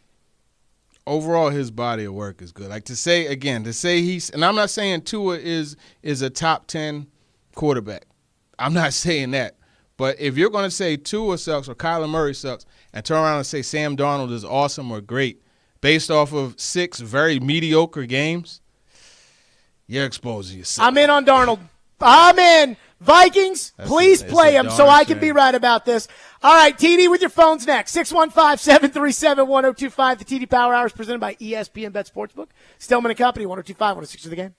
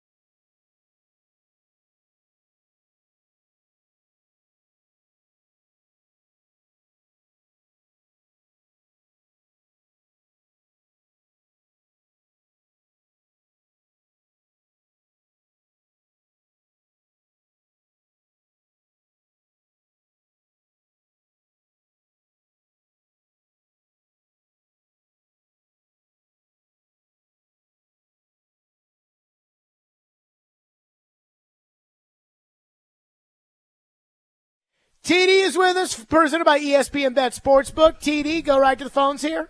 One thing real quick. 16-4. That's all I'm going to say. 16 You better check the internet. 16. My Mets over the Braves, baby. Oh, man. Boy, I tell you, I'm a little worried about the Braves. Yeah. But if I was a Met fan, I might be a little bit more worried about the Mets long term. Trust. But, well, but long term, the baby Mets are looking good. There you go. Hey, yeah. Hope. That's right. Phone line driven by WilsonCountyHunter.com. Mike, you're up with TD. Thank you for calling and waiting. What's up, Mike? Hey, guys. So, TD, I've heard that when you're trading back with another team, that the asking price, again, hypothetically, if you're calling in for a quarterback versus trading up for another player is you can almost like you can feel like you can ask for more or the thing is different. Is that true based on what you've heard there? And then lastly, my other question is there any other like proven veteran players with some of these teams that are trading back that we might be able to pick up in part of a trade that could also help us along with some of the holes that we need? Yeah, no, that's a good question. As far as trading back, and so a team won't say, hey, look, like we're moving up to get JJ McCarthy. They'll just say our guy looks like is going to be there. So you don't know for sure if it's going to be a quarterback. You could have a pretty good idea, like if the Vikings are looking to move up. You got an idea that's the quarterback, so you can ask for more. It's just like any other negotiation. You start higher and you see where you guys could agree upon. Now, as far as from veterans from other teams, the trade-up options, I would say Raiders, Vikings, Bills are in the mix now. I don't know if you want to go all the way back there, but I would say those would be the trade-up options. I don't know of any players offhand, just off the top of my head, that they would put in the deal to make that sweet enough to make the move. So that's something I'll have to look at and get back to you on. Plus, off the top of my head, I mean, Arizona got a freaking haul for Will Anderson, so it's not just for quarterbacks. And, of course, that was the number 2 overall pick. 3 still. As we know, the Titans were willing to give up a haul to get to 3 if the other guy wasn't there. Tommy is up next here on the program. Tommy, you're on with TD. Hey, buddy. Number one, Darnold is not a starter, in my opinion. But I've heard y'all talk about Will Levis, and I'm not saying y'all talk bad about Will Levis, but I'm not sure that everybody's giving him the respect he deserves. I mean, the guy came out there, he didn't get the first reps. He went out and played Atlanta, an 8th-ranked defense, and absolutely demolished them. The one particular throw sold me on Levis. The one off his back foot where he threw the receiver into the end zone. Yes. That was incredible. I mean, how many quarterbacks that has ever lived make that throw? Yeah. Rodgers and Mahomes? Yeah. Maybe? I mean, Tommy, I tell you this, I'm pretty high on Will Levis, and I'm sure that you've kind of followed along, all of us, throughout the year, but I've been high on Levis for quite some time, and I think he's very talented.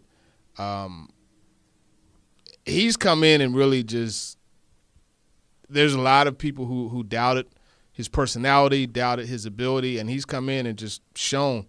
Now, does that mean that there's no room for improvement? No.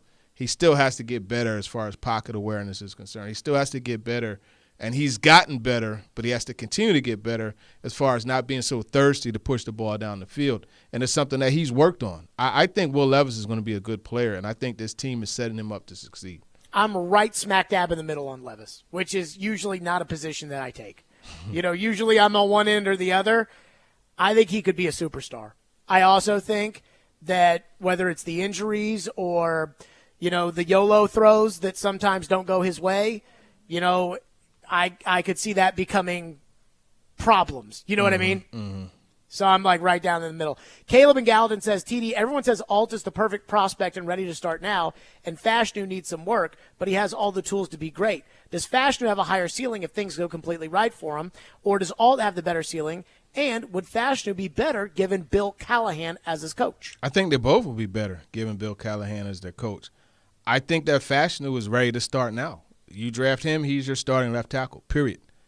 As far as a higher ceiling, I mean, I could see where you say that. I'm going to come off that stance that I had initially about the higher ceiling, though. I think Alt still has room to improve, just like Fashanu does. And so either one of those guys, you put them with Bill Callahan, with a stout coach like that, I think you're in good shape. Let's lightning round through some of these just to get them through. TD, what will the Titans do at linebacker or safety? Gibbons and Molden are not it. Yeah, I think, a couple late guys. You got Marcus Banks from Mississippi State, I think is a really good one. Jordan McGee, who they were at his pro day at Temple. Those are options. If they go higher, you're looking at Edge Cooper at 38. You're looking at Trotter Jr. as an option too, but I would look that way. Junior Colson is another one. Texture says, TD, what do you think about Sadiq Charles at right guard? Look, what I got from people in Washington was ability wasn't the problem. The problem was availability, which we know is the biggest ability. But, I mean, every time that they felt that he was ready to turn the corner and establish himself as a starter, he had some type of injury. So I think, you heard Nick Holes talk about him being a power guy, and that's what they want. I think that he could end up being the starter at right guard, to be honest with you. Texture says, TD, if the Titans end up with the good fortune of drafting Malik Neighbors, what do they do for the 2 tackle spots? So I think, Andrews Pete, he gets one of those, hey, big head, or one of those, you up text messages. You know what I mean? Where it's like you're circling back to a person that you were interested in before. I think, Roger Rosengarten is someone I would look at right tackle. I would look at, Patrick Paul. I would look at these types as options. And then, you look at some of the other late right tackles. What is his name? His name slips my mind. But there's another one that you could get like in the 4th round, the Mizzou tackle. His name just slips my mind. TD, tell us about ESPN Bet. Oh, yeah, absolutely, man. Look, March Madness is over, but, ESPN Bet, we're still ready to take you through all the huge sports moments this spring. It's the exclusive sports book of ESPN, and it has it all, whether it be offers or promotions from Scott Van Pelt, Stephen A. Smith, and other ESPN personalities. From the playoff intensity to getting on the links and out to the ballpark, there's no better time to be a sports fan than right now, because we know baseball is starting. New users, you get $100 in bonus bets for making any sportsbook bet. So download ESPN Bet today. It's quite a play. You must be 21 or older and in Tennessee. For gambling problem support, call or text the TN Red Line at 800-889-9789. Terms and conditions apply. See the app for details. TD, great stuff as always. And Sam Darnold's not a starter. Oh, I know he's not a starter, but I hope he is, because I hope Minnesota doesn't take McCarthy, and I will die on that hill as always. TD, great stuff.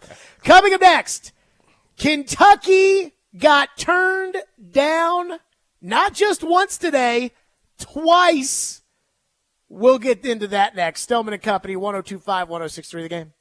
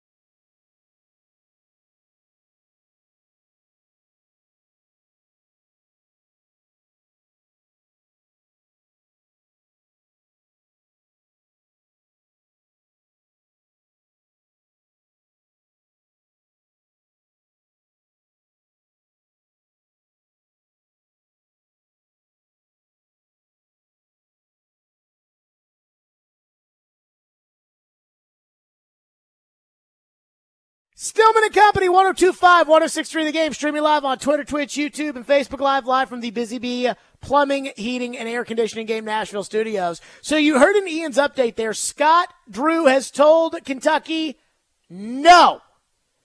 So add him to the mix because Jay Wright on TV after the championship game said no. Billy Donovan is coaching an NBA team. He hasn't coached college basketball in 10 years. He's going to say no. Danny Hurley, after the championship game was over, said no. So where does Kentucky basketball? They moved on from Cal.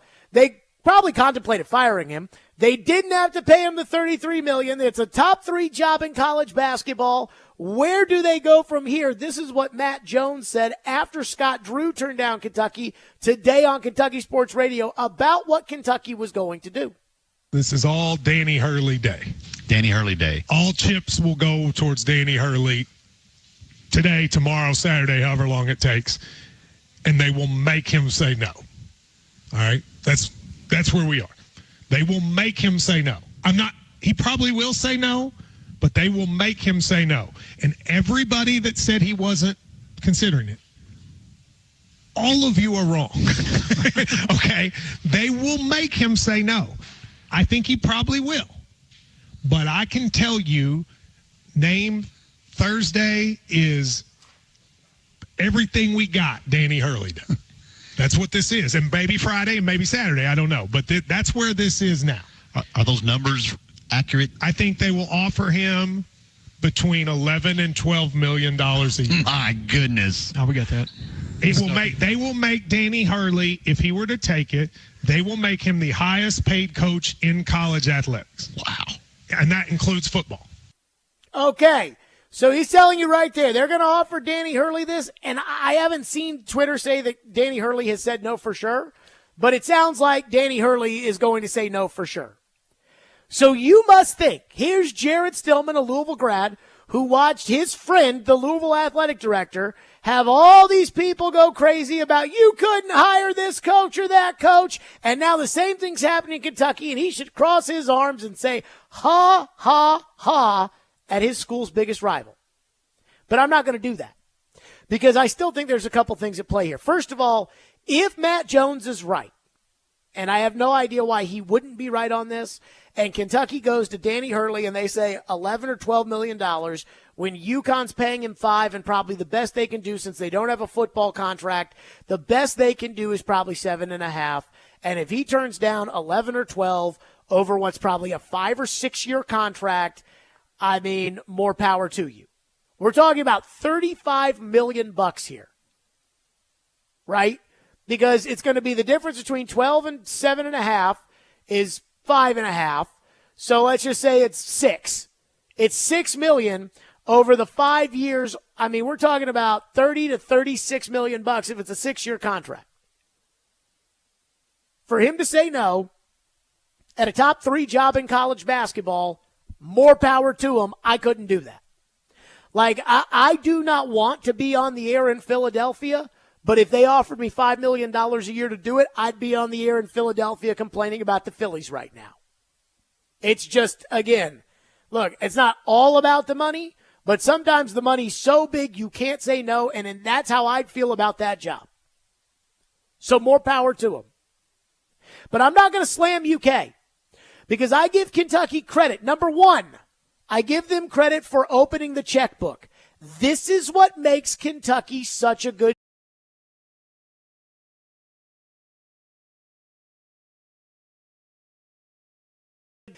That is what makes it a good job. Why do they have all the money? Because they have so many fans. What makes it a great job? The fan support, the attention, and the money. That's what makes it a good job. Oregon was a nothing school. Phil Knight decided to give $1 gazillion, and now it's a great job. Why? The money. So I think that it's great for Kentucky to put their you-know-what on the table and say, hey, do you want to come to UK or not? The second thing I will say is that this needs to be a reality check for every college basketball fan that is out there that is now needs to understand the changing of trends in college basketball. And this may affect college football, I don't know. But the truth is every school has money now.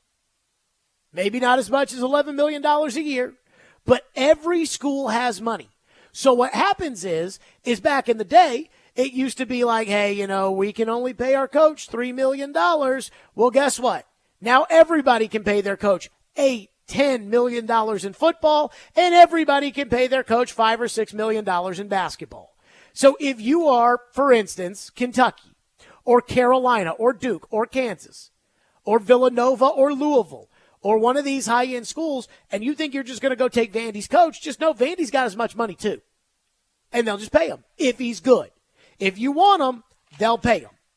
Unless it's a coach like Cal, who the shine is off the apple a little bit.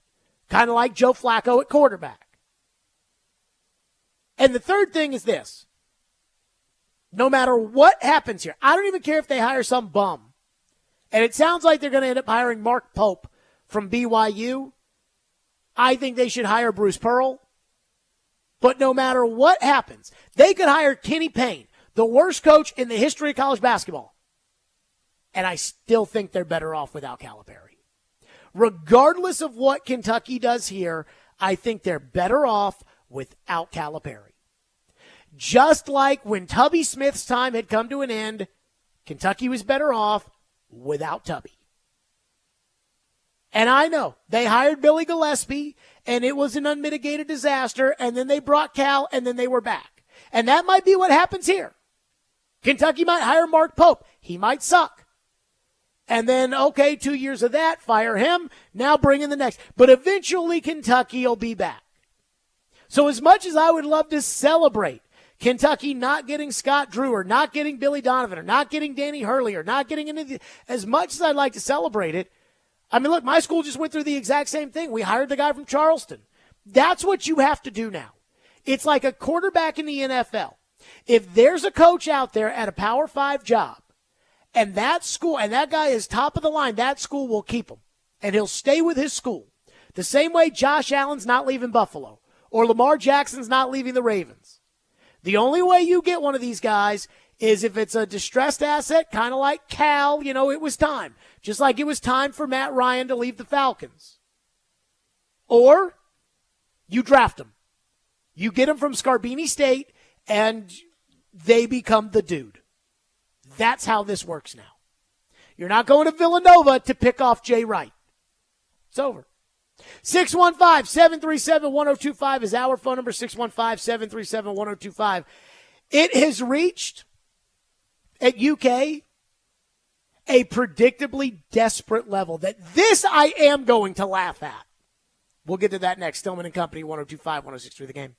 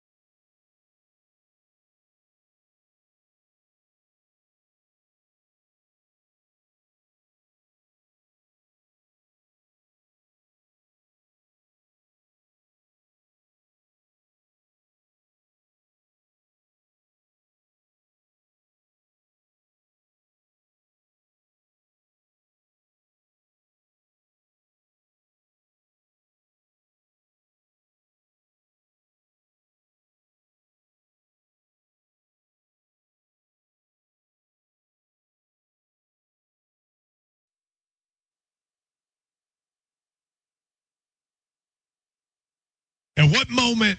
All right, let's. I didn't entertain this talk because I thought it was a waste of time. But let's say Hurley and Donovan both say no. Do you call Rick Pitino? He is getting a lot of support in this town. People want him to at least be in the conversation. Could you really do that, though? You can do it for 2 or 3 years. We don't want something for 2 or 3 years. You got to do this again. I'd like to have somebody just come in and just win. So let me ask you a question. So you're of an age where you would want to do that, right? I don't think he's on my first tier, but I think he should be on your second tier. So let me say, let's put it a different way. Hurley and Donovan say no. Now your list is Chris Beard, Sean Miller. Let's throw Bruce Pearl in there. Let's put Rick Pitino. Let's put Shaka Smart. You're on that tier of guys. Tommy Lloyd, you're on that tier of guys. Are you really, Drew, not going to consider Rick Pitino? Okay. So now they're talking, that's Matt Jones, Kentucky Sports Radio. They're literally debating whether or not they want to bring Rick Pitino back. I told you, I'm not going to laugh at UK because they missed on Scott Drew. That's not their fault. I'm not going to laugh if Danny Hurley says, I'll take 7.5 at UConn and I won't take $15 million or what was it, 11 or 12 from Kentucky. Fine. He's a better man than me. Jay Wright wants to stay retired. Billy Donovan's in the NBA. Fine. That is not a knock on UK. It's not. But if you're talking Rick Pitino, now I'm going to laugh at you. And let me say this. People in Louisville, Twitter was, when this coaching search was going to bring back Rick. One of my best friends, a guy by the name of Cody Iggy, he pitched at Louisville, pitched in the major leagues a little bit. He actually was the pitcher that beat Vanderbilt to go to the World Series years ago. Cody Iggy texted me one day. He goes, I want Rick. And I said, you are dumb. Rick Pitino. I mean, again, first of all, forget about the fact he's 71 years old, which I think does matter.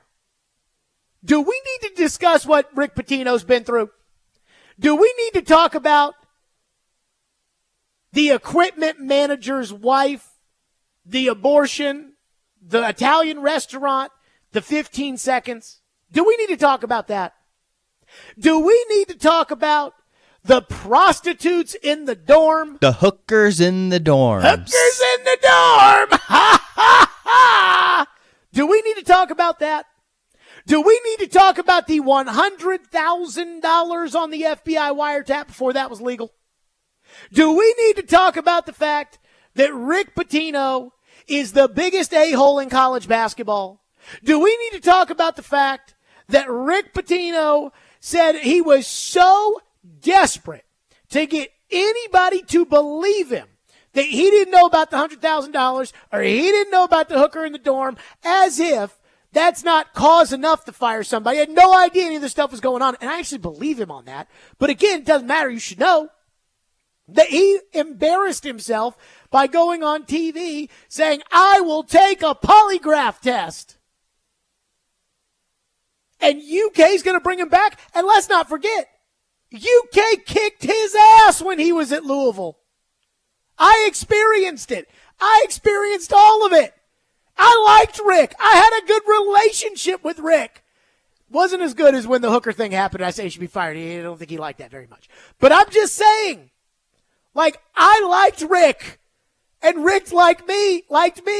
And I think it's so desperate and sad that it's like, well, we want to win at basketball so bad that we're going to hire a coach who left us 25 years ago, who's been through every scandal there's been.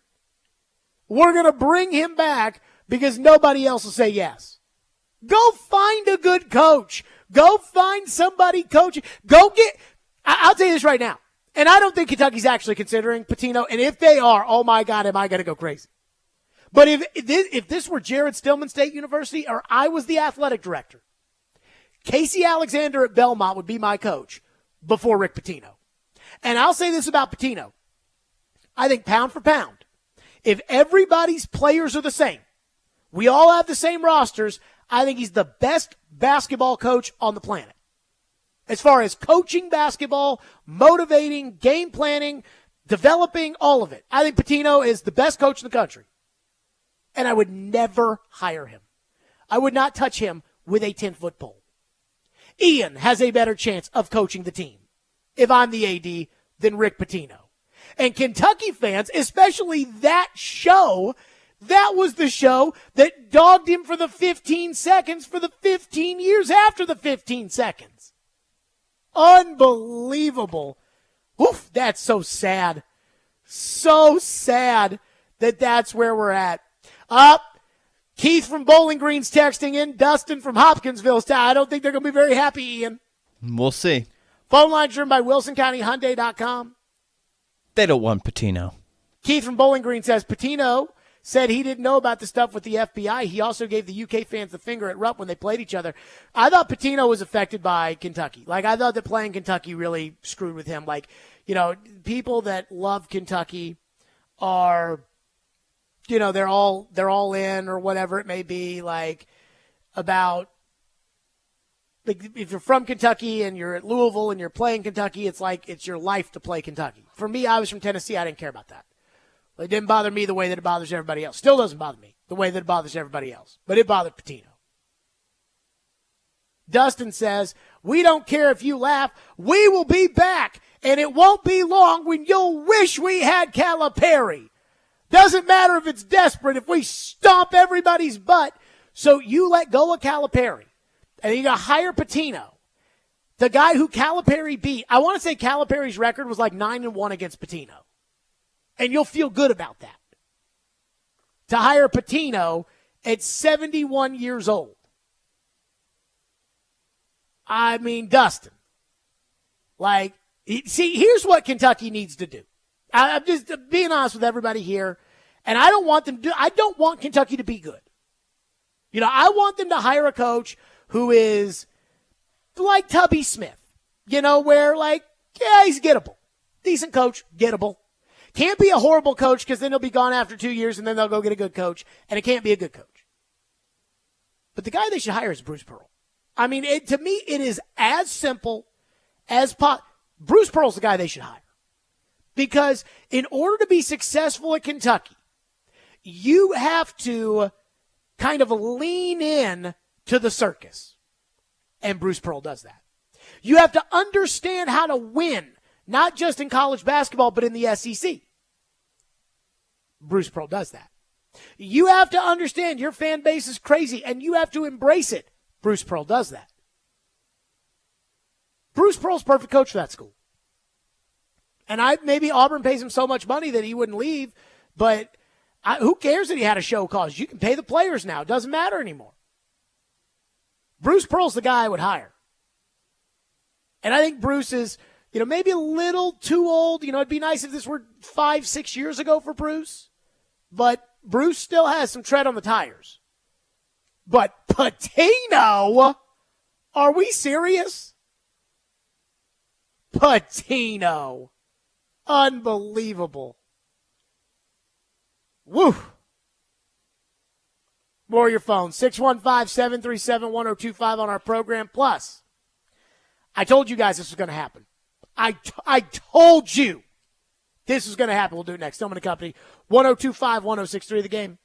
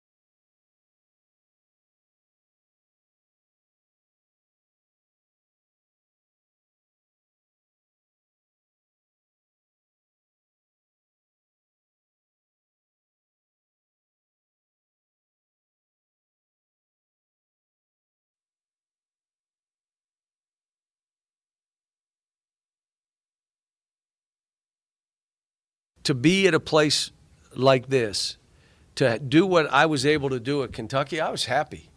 I mean, I loved it there. My wife loved it there. You know what? 15 years I was there. Did everything I could. Gave every ounce of everything I could. And you know what? I'm jacked about another opportunity. I'm like, let's go. Now, I met with the team. There is no team. So now Hunter's really extremely confident, but we got to get a roster together. And some of it is a little bit of everything, but we will. That was Cal yesterday. Ian, did I not say that man was going to, we had heard that he got some cold feet on Monday, and Kentucky was like, no, go to Arkansas. And he goes to Arkansas, and there he is. I ran to this job here. I mean, I saw one of the quotes he said yesterday was that Kentucky's a blue blood, and it's hard to leave a blue blood, but so is Arkansas. Not quite the same level. Arkansas, a blue blood. Now, let me say this. They care about Arkansas. They care about basketball at Arkansas. Nolan Richardson, 40 minutes of hell. I was thinking this in my head. How many jobs in the SEC would you rather have than Arkansas? And I told Ian yesterday, I said, when Cal's press conference, he's going to spew a bunch of bull crap because that's all he knows how to do. How many jobs in the SEC would you take before Arkansas? Ian, would you take Kentucky before Arkansas? Yes. Would you take Florida before Arkansas? Yeah. Would you take LSU before Arkansas? Probably, yeah. Okay. Would you take Alabama before Arkansas? That'd be close. Would you take Auburn No. before Arkansas? Probably not, no. Okay, so there you go. So we're better than Auburn. Tennessee, I'd probably take over Arkansas. Okay, Tennessee. Now, Arkansas fans will say Tennessee's never even been to a Final Four, and Arkansas has won 2 championships. Mm-hmm. But I agree with you. I would take Tennessee, too. Would you take Vandy over Arkansas? No. I think I might. I wouldn't do that. Okay, so not Vandy. None of the Mississippi schools either. Okay, none of the Mississippi schools. That's fine. Even though they got turned down by Chris Beard, who is at Ole Miss. Mm-hmm. So keep that in mind. A&M. Probably Arkansas.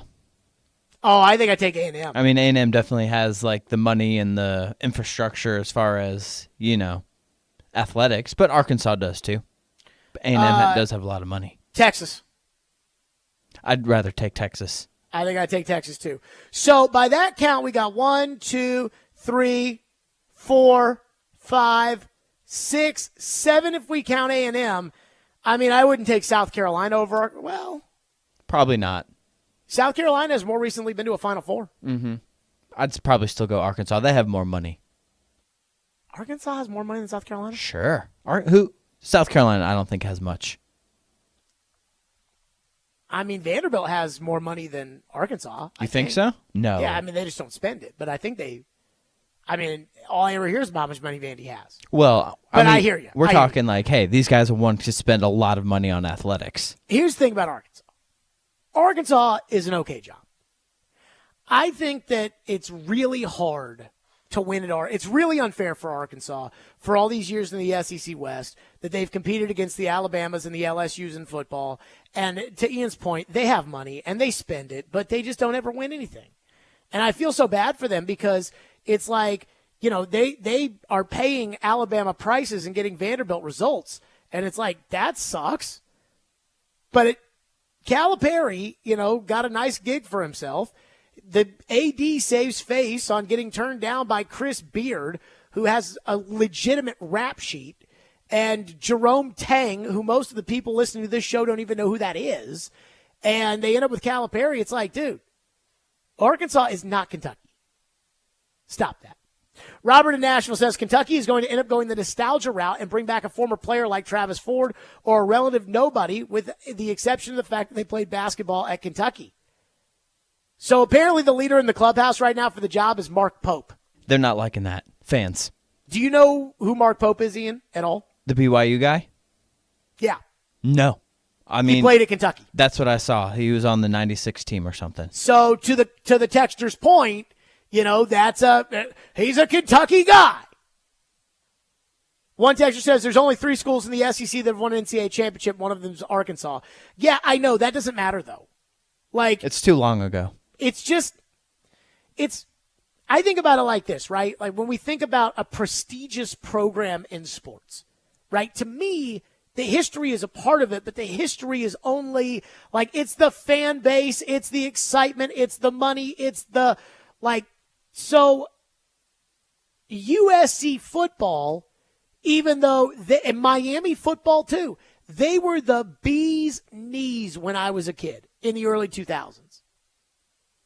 But I don't think that Miami football is a better job than, say, LSU.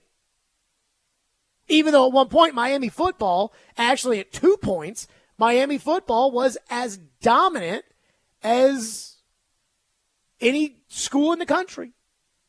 Pete says, here's what Arkansas has that none of those other schools have. Huge money boosters. Huge. Pete, I'm going to let you in on a secret. Florida's got money. LSU's got money. Alabama's got money. Tennessee's got money. And A&M's got more money than everybody. The school that might have the least big money boosters, and they got big money boosters just like everybody else, of the group there might be Kentucky. Like Kentucky might be the school that doesn't have the boosters that the other ones have. And again, the real question here is NIL. And see, here's the big sticking point. Calipari liked doing things his way when he was at Kentucky. And he shunned the rest of the athletic department, and he shunned the boosters. So when the NIL thing started going, I guess Cal, had to get his money from somewhere. So when NIL became a big deal, Cal turned to the university and was like, all right, what you got for me? And the university was like, no, you've pissed off all these boosters. All their money's going to football. And so Cal's complaining that UK didn't have NIL money for him. But UK is saying the next coach will have NIL money because the reason they didn't have NIL money was because Cal had pissed everybody who was going to donate the NIL money off. Texture says, with this day and age, where are a lot of people screaming equality? Connecticut can hire a male coach for women's basketball and have success, so who can say that Kentucky can't hire a female coach and have success as well? I actually have thought about this a lot. Like, at some point, shouldn't there be a woman coaching men's basketball? I wouldn't rule it out. I mean, I would take any woman coaching my team over Kenny Payne because I experienced Kenny Payne coaching my team, and it was terrible. Robert in Nashville says that I just listed Louisville as a blue blood earlier. Louisville is absolutely a blue blood. Like, yes, we suck right now. And again, that goes back to Kenny Payne. But, we're one of the top programs in the country. Like, one of the top. So, to me, there's Carolina, Duke, Kansas, Kentucky, and you can put them in any order. I think Kansas is a very clear 4 on that list. But Carolina, Duke, Kansas, Kentucky, and then there's that second tier, and we're in. We are in the second tier. We are absolutely a basketball school. Like a legitimate, big-time basketball school. We have a horrendous academics. Hell, I went there. We have horrendous academics, and we still got into the ACC. And it's in large part because of basketball. That second tier of schools, NIL is probably going to have an effect on a lot of this. But also, I do want to keep this in mind when we talk about Kentucky and we talk about that job and who may take it and everything else. And that is that when it comes to Duke and Carolina, and Kansas hasn't had to hire a coach for 20 years. But when Duke hired their new coach, it was an assistant they promoted. It wasn't like Duke ran a national search to find the next head coach. And I do wonder if Kay had announced his retirement and Duke went looking for a head coach, would Duke be running into the same problems that Kentucky is running into right now? Carolina, when Roy Williams retired, hired an assistant coach. They didn't go the national route. Same with Syracuse replacing Jim Boeheim. Same with Villanova replacing Jay Wright. They didn't technically hire an assistant, but Kyle Neptune had been Jay Wright's assistant for years, and he went to Fordham, and they just hired Kyle Neptune as if he had never left. Stanford's women's coach is retiring, Tara Vanderveer, great coach. And she's retiring, and her longtime assistant is going to be taking over. So, maybe, as I said, I think that when it comes to college basketball, it's like a quarterback in the NFL. You get a great coach, he's your coach. And people will come, but he'll stay with you if you're a Power 5 school. One texter says this will likely be Mitch Barnhart's last hire. He had to try for Hurley, but he wants someone that he can get along with. Pearl would crawl to Lexington for the job, but I guess he's just too much for Barnhart. So I know Mitch Barnhart well enough. And I'll tell you this about Mitch Barnhart. That's a good man right there. Again, I'm not a UK fan. I hope they lose. I root against them. Now, I'm not one of these people that if I say something bad about Will Levis, it's like, you just saying that because he went to Kentucky. I don't care about that. But I really like Mitch Barnhart. I do. I think he knows that he's probably got to get his hands a little dirty the same way he had to get his hands a little dirty with Cal. Because that with Cal, he didn't want to do it. It ended up in Billy Gillespie. That was a disaster. I think he knows that if he's going to get his hands a little dirty, he's going to get his hands a little dirty, just like he did Cal. 615-737-1025 is our phone number, 615-737-1025 if you want to weigh in on our program. So, people got mad at me earlier today, and so it took me to a new exercise. Go over that exercise. We'll do it next. 615-737-1025. Let's talk about White Bison. That's right. I love White Bison. It's your local coffee shop with specialty coffee and so much more. Explore their selection of premium coffee blends, refreshing iced drinks, and food featuring fresh-made premium breakfast, lunch, and snack options. Download their app and join the White Bison Rewards program where you can place orders on the go anytime. Get rewards and, of course, earn free coffee. Stop by White Bison and brighten your day with a sweet cinnamon beehive latte, iced honey nut macchiato, or the vanilla rooibos tea latte. Find your perfect cup at White Bison where it's finely crafted for you. White Bison and twice daily. What are you craving?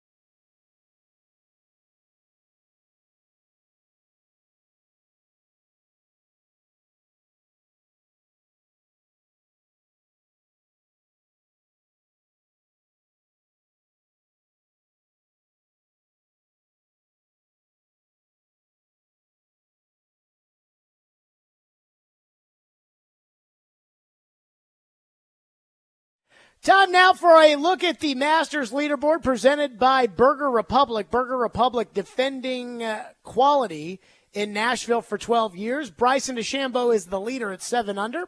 Meanwhile, Scotty Scheffler through 15 is 5 under, and Danny Willett is third, done for the day at 4 under. Again, presented by Burger Republic. Okay, so earlier today, TD and I got in an argument about Sam Darnold, Kyler Murray, and Tua, and then it really became about Sam Darnold versus Tua.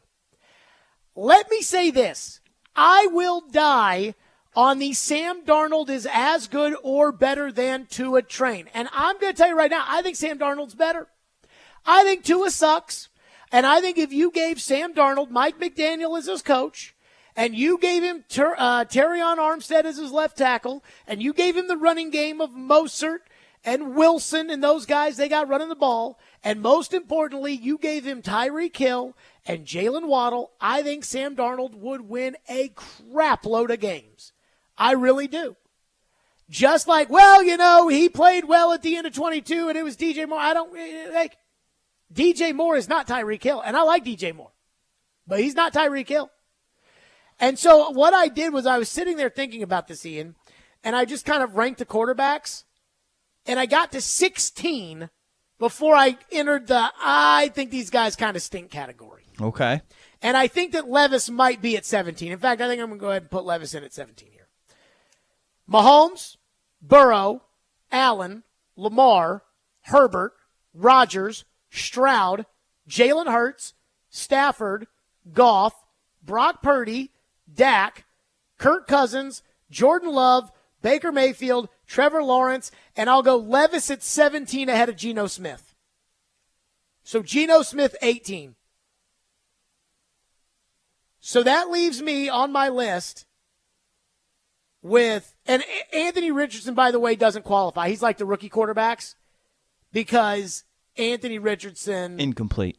I mean, there's no way to judge him, okay? And I think he's going to be a great player, but there's no way to know. Russell Wilson, I think he sucks. Deshaun Watson sucks. Tua, you know how I feel there. Carr, Minshew. You know, Minshew's a backup, but he's not awful. Daniel Jones, he stinks. Didn't put Darnold on the list, but I think I would put Darnold ahead of Geno Smith. I think I'd put Darnold at 18 on this list.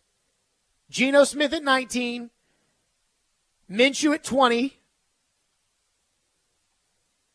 Because I cannot stand Carr. I cannot stand Murray. What about the second-year guys? What do you mean? Stroud and Young. So Stroud is 7. Okay, I missed that. And then Young. Bryce Young, I can't put him on the list. Yeah, that was a tough year. And again, I think he's getting Sam Darnold.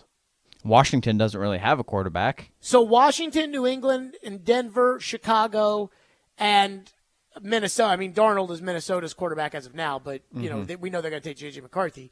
So those guys don't count.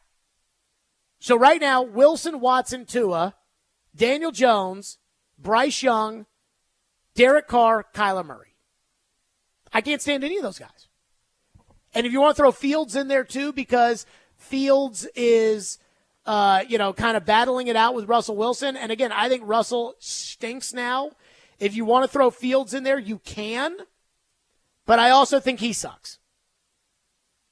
I mean, I think I'd want to put Flacco. Like, I'd rather have Flacco quarterback my team than some of these guys. So I'm going to go with Darnold at 18, Levis at 17, Darnold 18, Geno Smith 19, Kyler at 20, Carr at 21, Minshew at 21,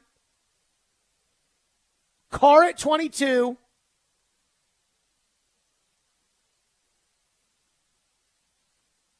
Tua at 23. I cannot put Deshaun Watson on any of these lists. He stinks. And he's never healthy. So Tua's at 23.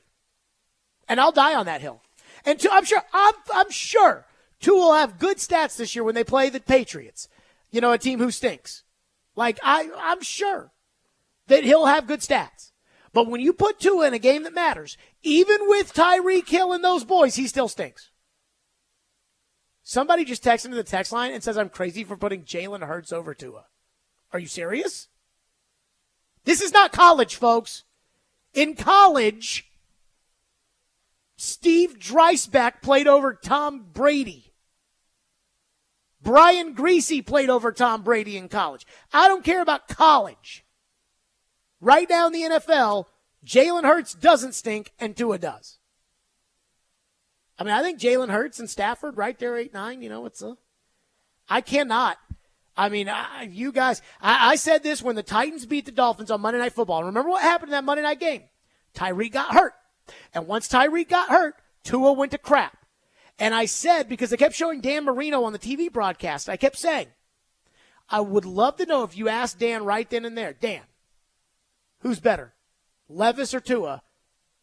I guarantee you Marino would say Levis. We had a request on where you might put Tannehill on that list. They're like right there with Levis. I mean, I'm not convinced that, again, trying to win this week, I'm not convinced that Tannehill is not as good as Levis. Trying to win today. I mean, I thought a lot of these teams were stupid for not signing Tannehill. Most notably Pittsburgh. I think Denver's stupid for not signing him right now. But I would put Tannehill in there, a little bit. 615-737-1025. Speaking of quarterbacks, this is lying season. But there is one lie, what would normally feel like a lie, that apparently might be real. And it kind of angers me. We'll get to that next here on Stillman & Company, 615-737-1025. And we're giving away Preds tickets later this hour as well, or in the next hour. So be listening for that. And let's go ahead and give something away now because I'm in a good mood. Be caller 5 right now at 615-737-1025, and you'll win a pair of tickets to see Bert Kreischer at F&M Bank Arena this Saturday. Good luck on that. Stillman & Company, 102.5, 106.3 The Game.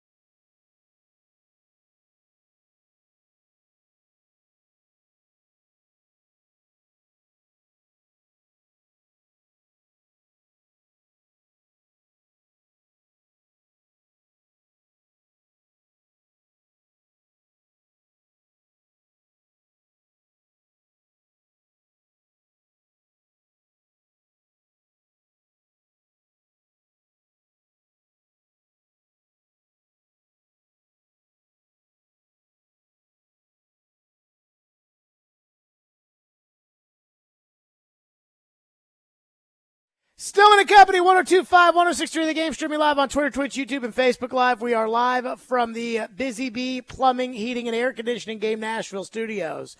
So I know it's lying season. That's the first thing. Second thing I know is the NFL draft never goes to the preordained chalk.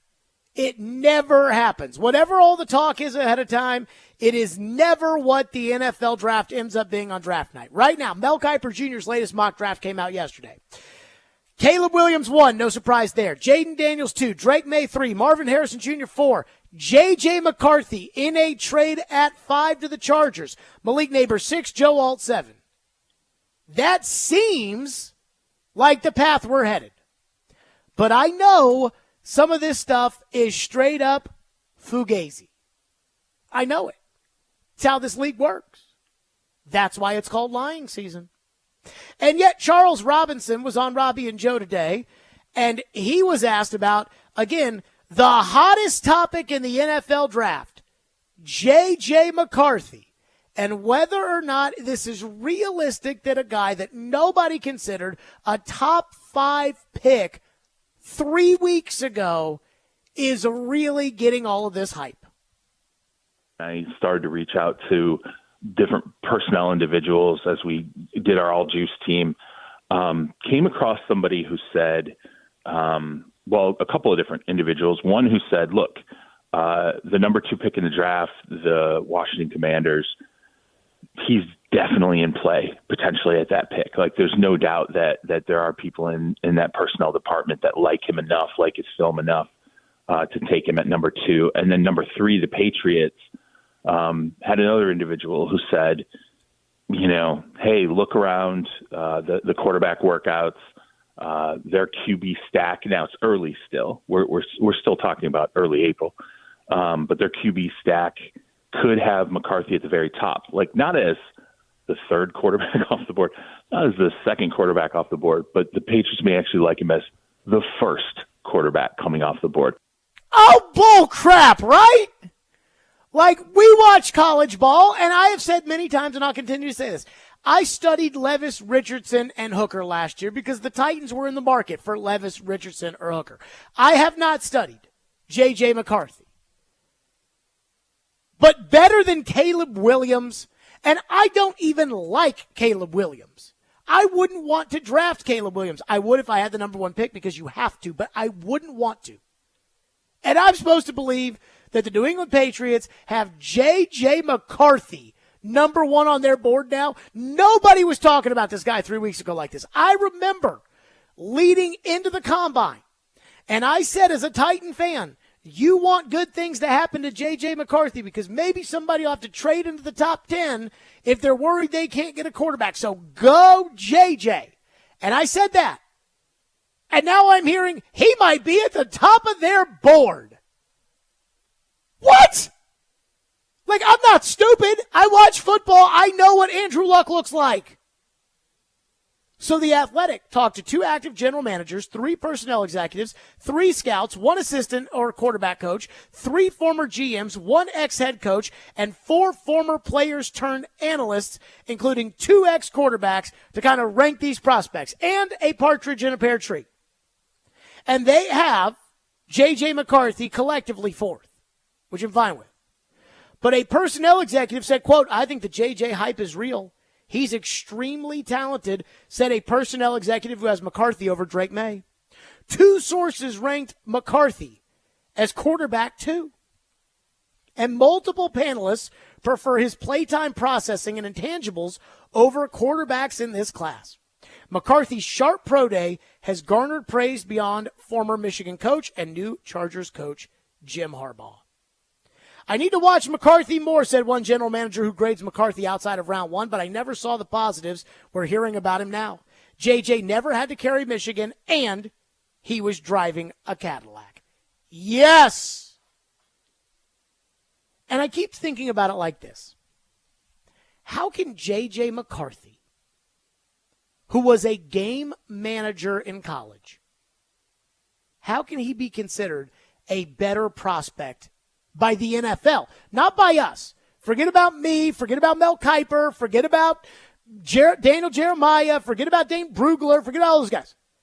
How can JJ McCarthy be considered a higher draft prospect than Will Levis was last year?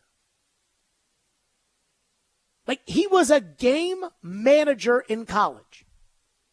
In 2021, when Kentucky won games, it was because of Levis. Even when Kentucky won games in 2022, and I think they were like a 6-win team, and clearly they were a 6-win team or more because Levis opted out of the bowl game. But Matt Jones came on our show and said that was a 3-win team that Will Levis made bowl eligible. And yet, everybody passed on him in the draft. He didn't go until 33, including you, who took a freaking guard with the 11th overall pick last year. But Minnesota's going to trade 3 first-round picks for JJ? I don't understand this. And I'm starting to wonder if this is it. I'm starting to wonder if it's as simple as the mayonnaise in the coffee. That on the Levis front, teams saw mayonnaise in the coffee, a Kentucky team that didn't win in spite of the fact that its line sucked. They had no receivers. Mark Stoops told me that he took it personally that Will Levis fell in the draft, with the implication being that he felt like, I didn't get him a good enough team, and I didn't get him a good enough coordinator that second year. And I really am starting to think this is what it is, because there's so much smoke on this that I think maybe it's true. I don't see it, but I wonder if it's as simple as, with JJ McCarthy, he's a winner. He's a winner, Jared. So is Eric Crouch. So is T. Martin. So is Tim Tebow. Those guys were winners. You know who wasn't a winner in college? Peyton Manning. Infamously couldn't win. John Elway wasn't a winner in college. I'd take those two guys. He's a winner, Jared. I think that might be what it is. Whereas Levis, oh, they didn't win at Kentucky. They had no offensive line. They had a terrible coordinator. They had no receivers. They played in the SEC. I mean, I think that's what it has to be. And I keep thinking back to what Floyd used to say.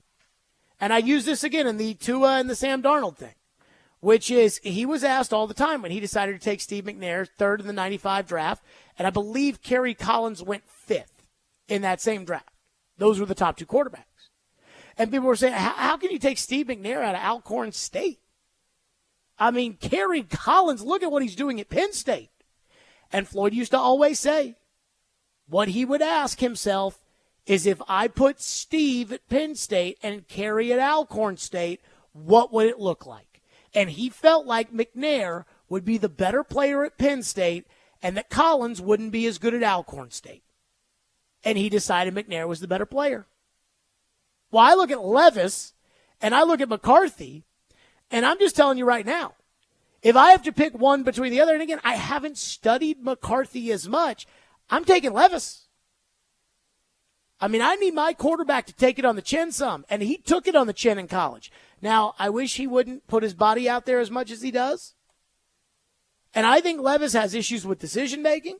I think Levis has what I call quarterback anxiety, which is if he starts to feel the game slipping away a little bit, he's going to try to throw his team back into the game. He's going to try to erase a 17-point deficit with one throw down the field. And I don't think that's a good idea. But we have no idea if JJ McCarthy has that or not, because JJ's team was always winning. And if JJ was this great franchise quarterback, why would Jim Harbaugh, a quarterback head coach, why would he, the guy who took the best job, the most coveted job this offseason because of the quarterback, why would he not put the game in JJ McCarthy's hands? And it wasn't like he didn't put the game in JJ McCarthy's hands this year when they were winning. He never put the game in JJ McCarthy's hands. So I guess it's real. Everybody tells me it's real. But I really think that it's as simple as, well, he's a winner, Jared. He's a winner, Jared. And Ian, I'm going to tell you exactly. Let's just say that Charles is right. And I cannot believe this. That JJ is number one on New England's board. If JJ is number one on New England's board, there is one reason why. And you know what that reason is? Why? Where'd he go to college? Michigan. Where'd Tom Brady go to college? Also Michigan. There you go. That would be a bit of a stretch. I mean, I could see Kraft being like, well, the thing about Tommy was a winner, and this kid is a winner, and if you can win at Michigan, like, it just gives him the fuzzies. I'm convinced of it. Because there's no other reason why he would be number one in this class. I mean, that's just crazy talk. 615-737-1025 is our phone number. So as much as this makes me mad, there is kind of another thought on the JJ front that maybe should calm me down a little bit. We'll get to that coming up next. And, of course, your phones, 615-737-1025. We're giving away Preds tickets later this hour, so be listening for your chance to win Game 1 of the Stanley Cup playoff tickets later this hour. Hey, April is here, and it's time to call my friends at Window Nation. That's right. Window Nation's the best. And if your windows are cracked and they won't shut and you got the pollen and the bugs and everything else starting to come, you're going to be miserable. Don't let that happen to you. Plus, when you get with Window Nation, not only have I told you can trust them because I trust them, but you buy 2 windows, you'll get 2 windows free. Plus, save even more with no interest or payments for 24 months. So do not miss out. Call 866-90NATION today or visit windownation.com to schedule that free in-home estimate. You know the one that I had where they told me I didn't need to get new windows? That's how I know I can trust them. That's 2 windows free for every 2 windows you buy, plus no interest and no payments for 24 months. That's 866-90NATION, windownation.com.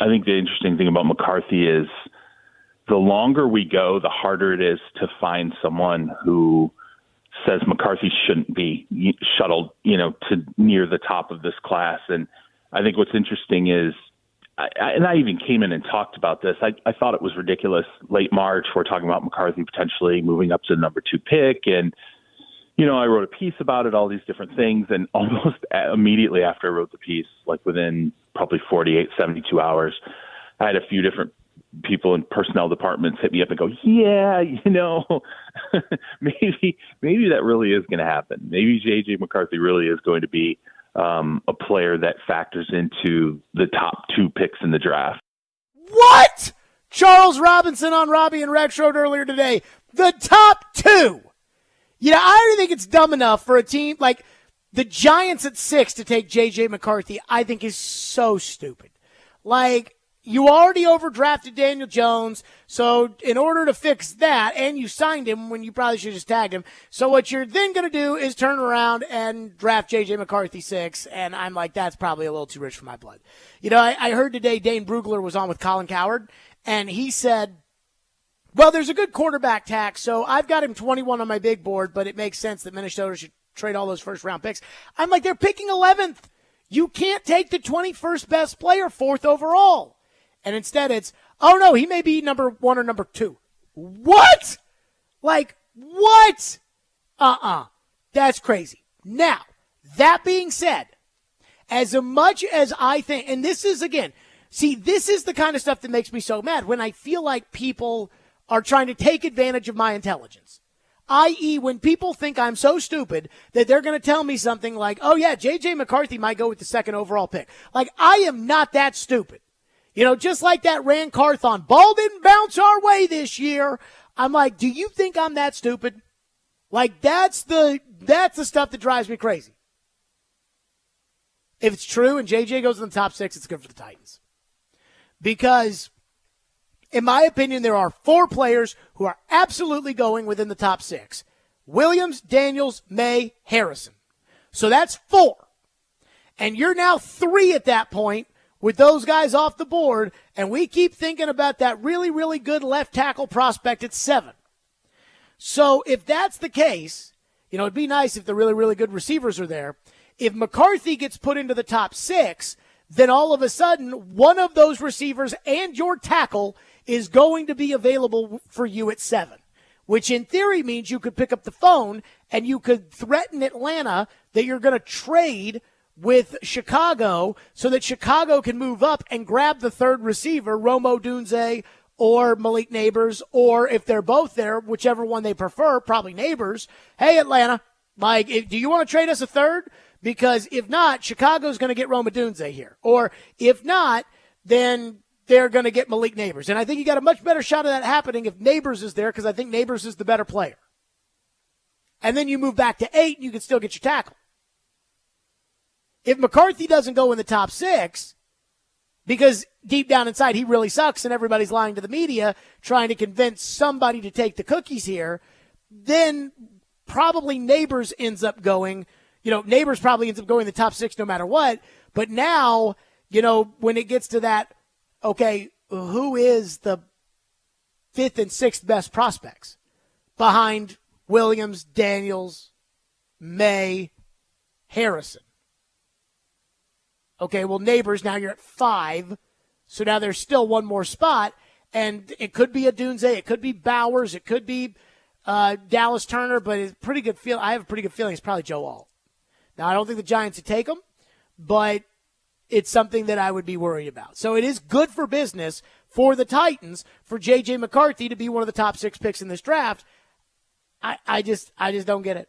Phone lines driven by WilsonCountyHunter.com. Weston has been waiting patiently on JJ. Thank you for calling. What's up, Weston?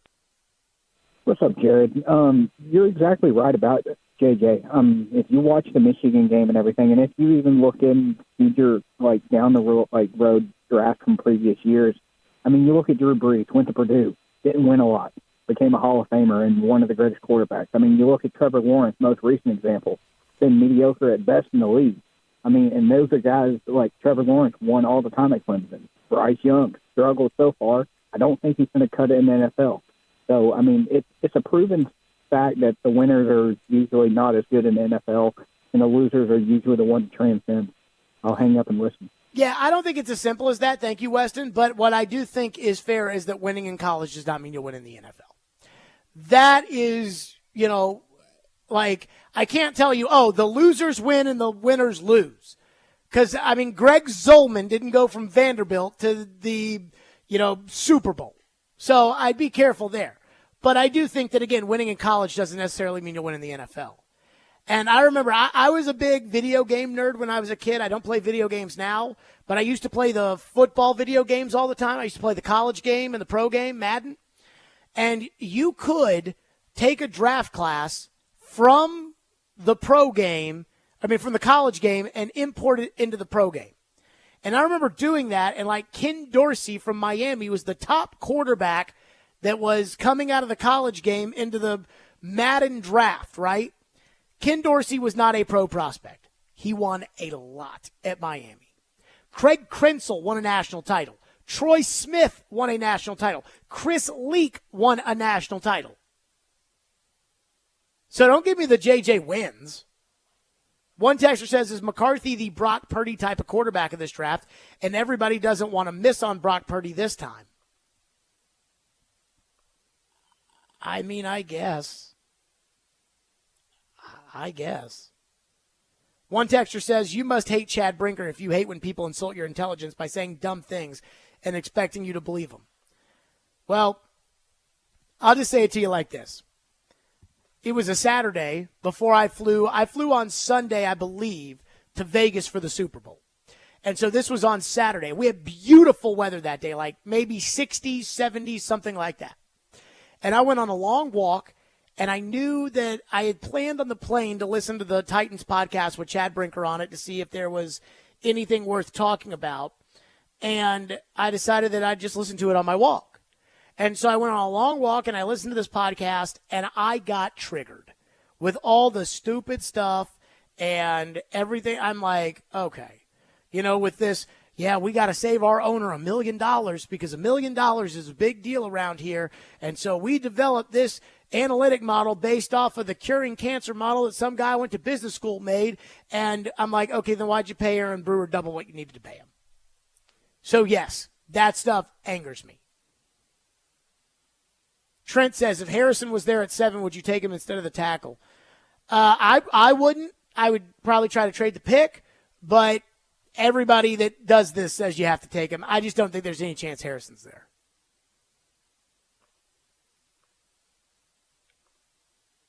One texter says, name a quarterback that's won 2 national titles and 2 Super Bowls.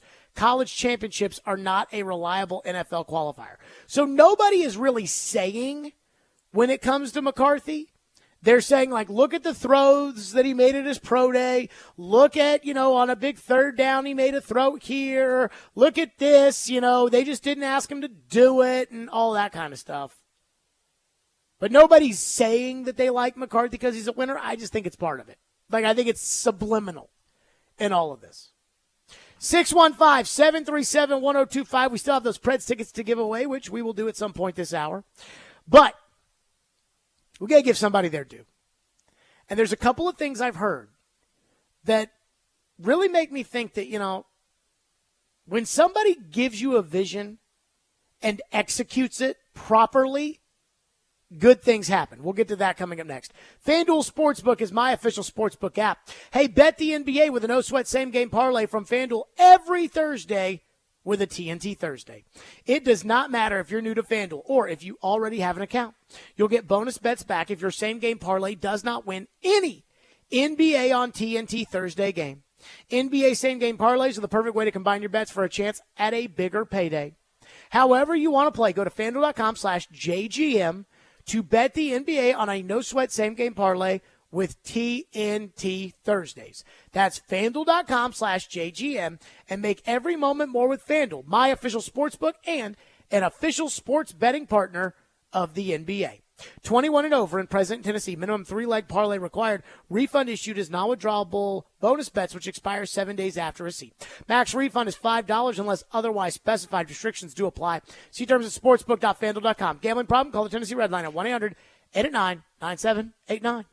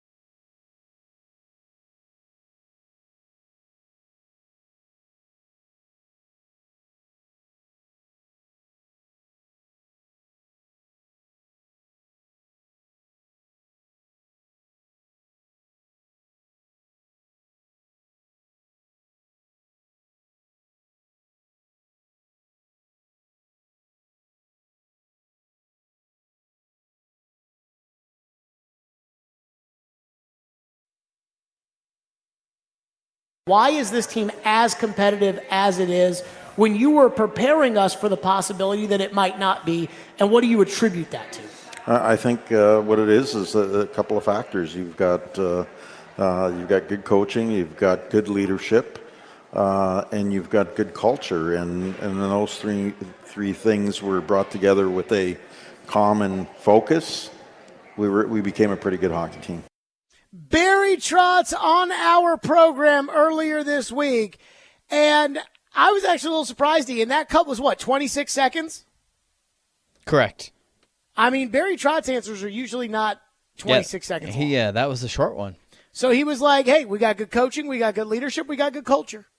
And I know we talk about culture a lot, and we talk about, this is what we want our examples to be, and this is what and yet when push comes to shove, this time of the year, we're not talking about, oh yeah, tell me about Jaden Daniels. Well, Jaden Daniels is a culture builder. Jaden Daniels is the kind of guy who is we don't talk about that. Well, he's got great arm strength. He's got great ability. We don't talk about that other stuff. When the analytics department meets, do they ever sit around and say, what do the analytics say about what this is going to do to our culture? Probably not.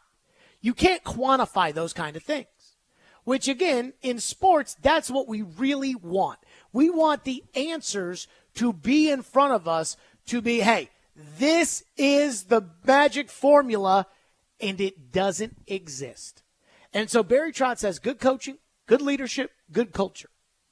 And I heard a couple of things over the last couple of days that it really kind of stopped me and made me think that, man, maybe this is the right route to go here.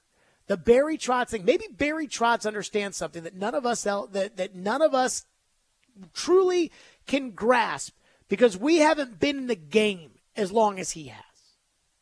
And it took me back to after the draft. Barry Trotz came on our program and was talking about a potential rebuild and everything else, but was somewhat foreshadowing what would happen the next day, which is the Predators bought out Matt Duchene's contract. Out of nowhere, it felt like. And I knew right then and there, just because I knew some things that had been said ahead of time, behind the scenes, not to me by, but just things that come out, and I'd heard it. And I knew the Predators thought that Duchene was lazy, that he wasn't a leader, that he was kind of a phony, and that they just, they didn't want. They had already traded Johansson, and then they fired Duchene the day after the draft. Well, this was the last day of the draft. Barry Trotz on our show dropped this little nugget. I know last year when we made the deal, if the group of players last year would have took this franchise deep, we'd probably be going down a different road. But the same players that, that we moved and the same players that are still here, we're part of that. So, we can look at it two ways. You're part of the solution or you're part of the problem. Oh, hey, we can look at it two ways. This is the constant just right on the playoff cut line, never competing in these series, whether it was the bubble versus Arizona, Carolina in 21, the sweep at the hands of the Avalanche in 22, and then not making the playoffs last year. You're either part of the solution or part of the problem. Matt Duchene, Ryan Johansson, you're part of the problem. You got to go. That was the message. So Barry Trotz has talked a lot about culture and leadership and, again, the intangibles. Maybe the things that are propping JJ McCarthy up in the draft. But I was listening to both Andrew Burnett and Luke Shin on Smashville Live last night. And, it's one thing to say, we've got great culture. Okay, but is that really why you're winning? This is what Andrew Burnett said this morning on Robbie and Rex Road. This is a really, I've been fortunate to be around a lot of teams and a lot of good teams and, a lot of bad teams. And the one thing that when you're on a good team, you understand and you see is how close the team is. And I think our group is as close as any team I've been on, and they've enjoyed each other, which for a coach, that's all you can really ask. Okay. So Barry's talked about culture and leadership, and now here's Andrew Burnett saying, I've been on good teams, I've been on bad teams. I've been on terrible teams. The thing about good teams is the team, they get along, they play together, they fight for each other, and that's what this team is. Luke Shin was brought in as a former Cup winner, as one of Barry Trotz's serial winners, along with Ryan O'Reilly. Ryan McDonough was already here to kind of bring that winning attitude to the team, right? He was on Smashville Live yesterday. Here's what he said. Internally, we got a really good group of guys and some veteran players who have been around a little bit, and we've kind of talked amongst the group. Sometimes you don't even need, obviously the coach's message is great, but I think, like you can attest to, when you're in good teams and winning teams, the players kind of take control within the rooms. We kind of talked internally a little bit of what we expect of ourselves and what we kind of envision our stretch being like. And like I said, there was times of the year where we weren't sitting pretty, in the points column, wins-loss column, but just kind of kept believing in the group and try to, continue to get everyone to buy in and play as a team. I think that's the strength of our team is, we got obviously some talented players and some really good, experienced guys and, some young guys, but all in all, I think, when we play collectively as a group, that's when we're at our best and just full buy-in top to bottom of the roster right now. And yeah, that's what good teams do. Okay, so think about this. The general manager said the same thing that the coach said, that the player said. I highly doubt that the three of them got in a room and said, all right, guys, football huddle here. So what we're going to do when we do our interviews is we're going to sit here and we're going to talk about how the reason that we've turned this season around, we've been successful, and people didn't think we were going to be successful this year, was in the fact that we are going to brag about how close of a group we are, how much it's about the leadership and everybody playing together and everybody toting the rope in the exact same direction. Got it? Ready? Break. I highly doubt that happened, which means just think about yourself like that. If you were a police officer and you were trying to track down witnesses and all three witnesses said the exact same thing, wouldn't it lead you to believe that that's the case? So I go back again to what Barry Trotz said right after the draft about how, hey, if this team won more, then they'd stay together, but they're not. So I've got to figure out who belongs here. I've got to figure out who's a part of the solution and who's a part of the problem. My guess is Saros, Yossi, Forsberg, Sissons. He views them as part of the solution. And I'd say this year, Saros, Yossi, Forsberg, and Sissons, McDonough, those guys have been part of the solution. Johansson, Duchesne, part of the problem. And then he went out and signed his serial winners, O'Reilly and Shen, and a veteran in Nyquist who's had a career season. So when Barry Trotz tells us ahead of time, hey, this is my plan, this is how I'm going to build it. There's no talk about analytics. There's no talk about points per 9 minutes, time, ice, whatever. There's none of that. It's about getting the culture right.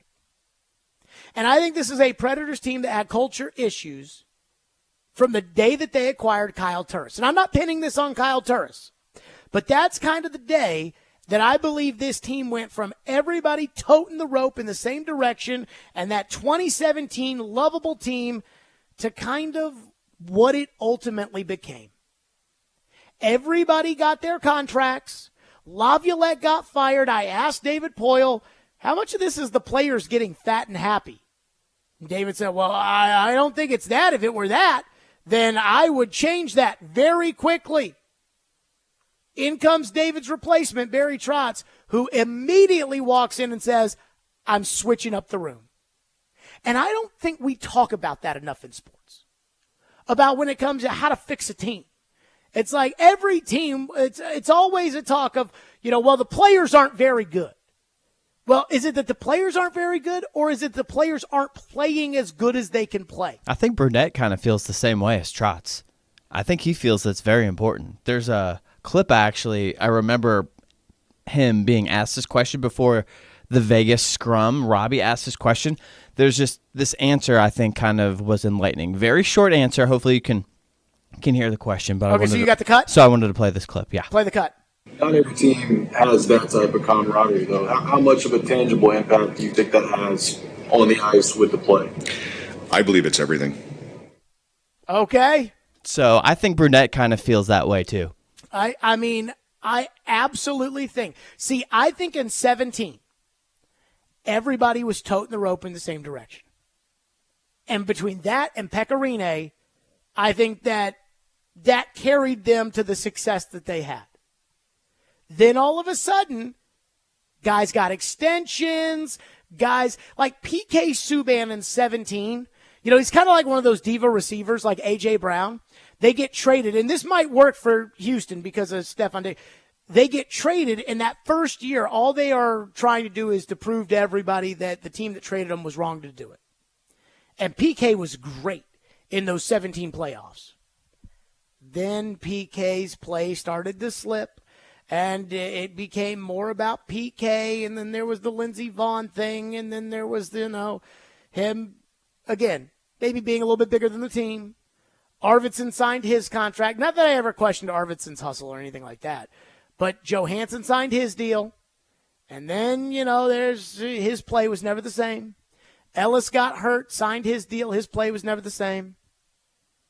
Mike Fisher retired. Rene ends up kind of getting old and taking a back seat and everything else. And I think the team kind of lost it.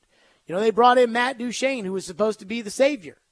It was all about him. And I just think that the team lost that chemistry element. And it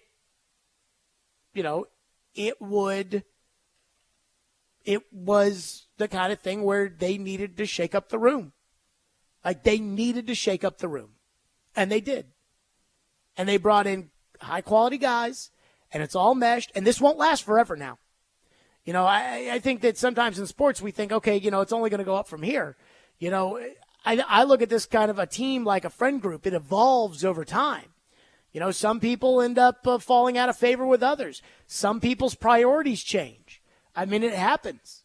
But for right now, this team is made of what good, solid, contending teams are made of. You got to give Barry Trotz his credit. Austin from Clarksville says, that's not true. Poyle said if he could fire the players, he would, but he couldn't.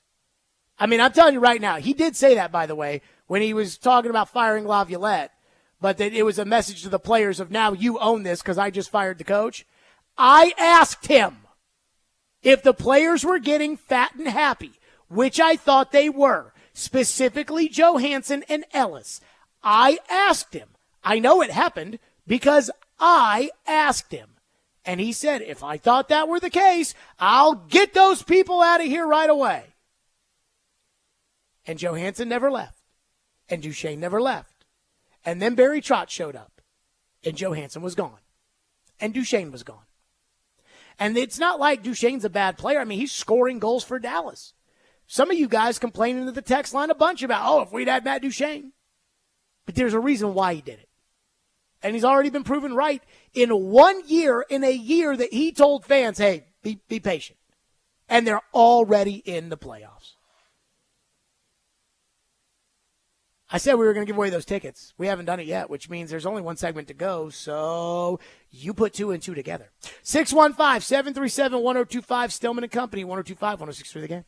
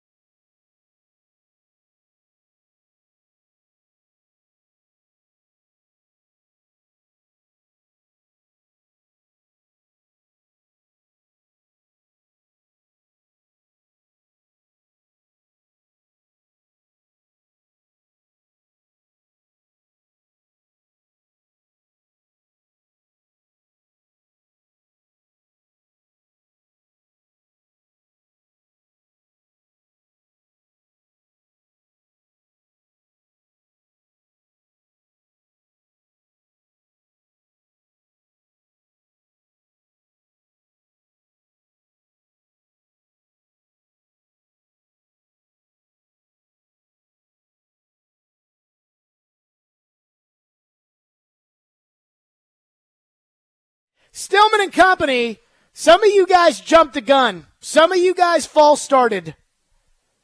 I said we're giving away Preds tickets today, and I said we haven't done it yet, and there's one segment to go, so you know what that means. And a bunch of people called in, and I said that doesn't mean it's time to call.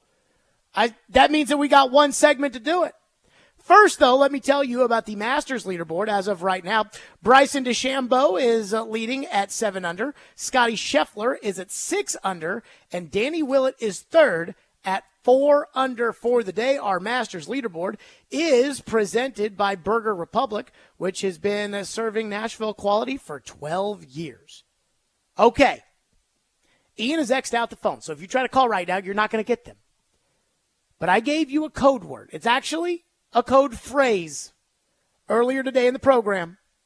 And I said, okay, remember this code phrase? Call Ian when I tell you to call Ian at 615-737-1025. And the first person that does this is going to game 1 of the Stanley Cup playoffs, well, the game first 3. home Yeah, game, technically the first 3. home game that the Predators have at Bridgestone Arena.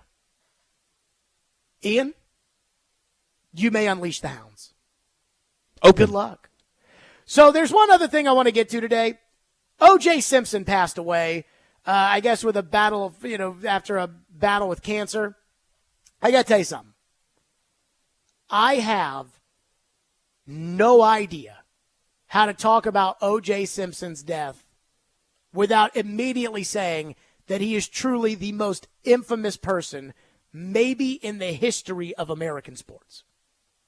And there is no way to talk about O.J. Simpson. I'm not going to get on here and celebrate that a guy died because I don't enjoy doing that. Like, I didn't even enjoy celebrating when Osama bin Laden died, though I represented what I understood what that represented and was proud of my country for, ending that threat at that time. O.J. Simpson, it seems incredibly likely, murdered Ron Goldman and Nicole Brown Simpson. He was also an incredible running back, and I don't know what to say. I mean, I was entertained by OJ's Twitter videos. When OJ started doing the, hey, Twitter world, this is yours truly. Funny story about the Minnesota Vikings. I really like the way Kirk Cousins is playing. Plus, I've got Adam Thielen on my fantasy team. So, I'm just saying, take care. And I just always thought it was somewhat entertaining that, the audacity of this murderer to get on Twitter to tell people, about his fantasy football team. I thought it was almost crazy. And yet at the same time, all I can think about when it comes to OJ is Floyd telling me the story that he knew OJ, grew up with OJ, played with OJ, played against OJ. He was at UCLA, OJ was at USC. And he said that when the news came out that OJ had been accused of murdering Nicole Brown Simpson and Ron Goldman, that he said it's not possible. No way it's possible. And Sally told him he needed to shut the F up and turn on the TV because he sounded like an idiot. He said he turned on the TV and he said, oh yeah, he did it. And so I don't know what to say about OJ other than, well, I'm not going to celebrate a guy dying. But O.J. Simpson, one of the most famous and infamous athletes at all time, passing away from cancer today. That's it for us. We're out of here. The replay of hour number 1. I'm starting to really like this Brian Callahan. That's coming up next. Stillman and Company. We'll see everybody tomorrow at 2.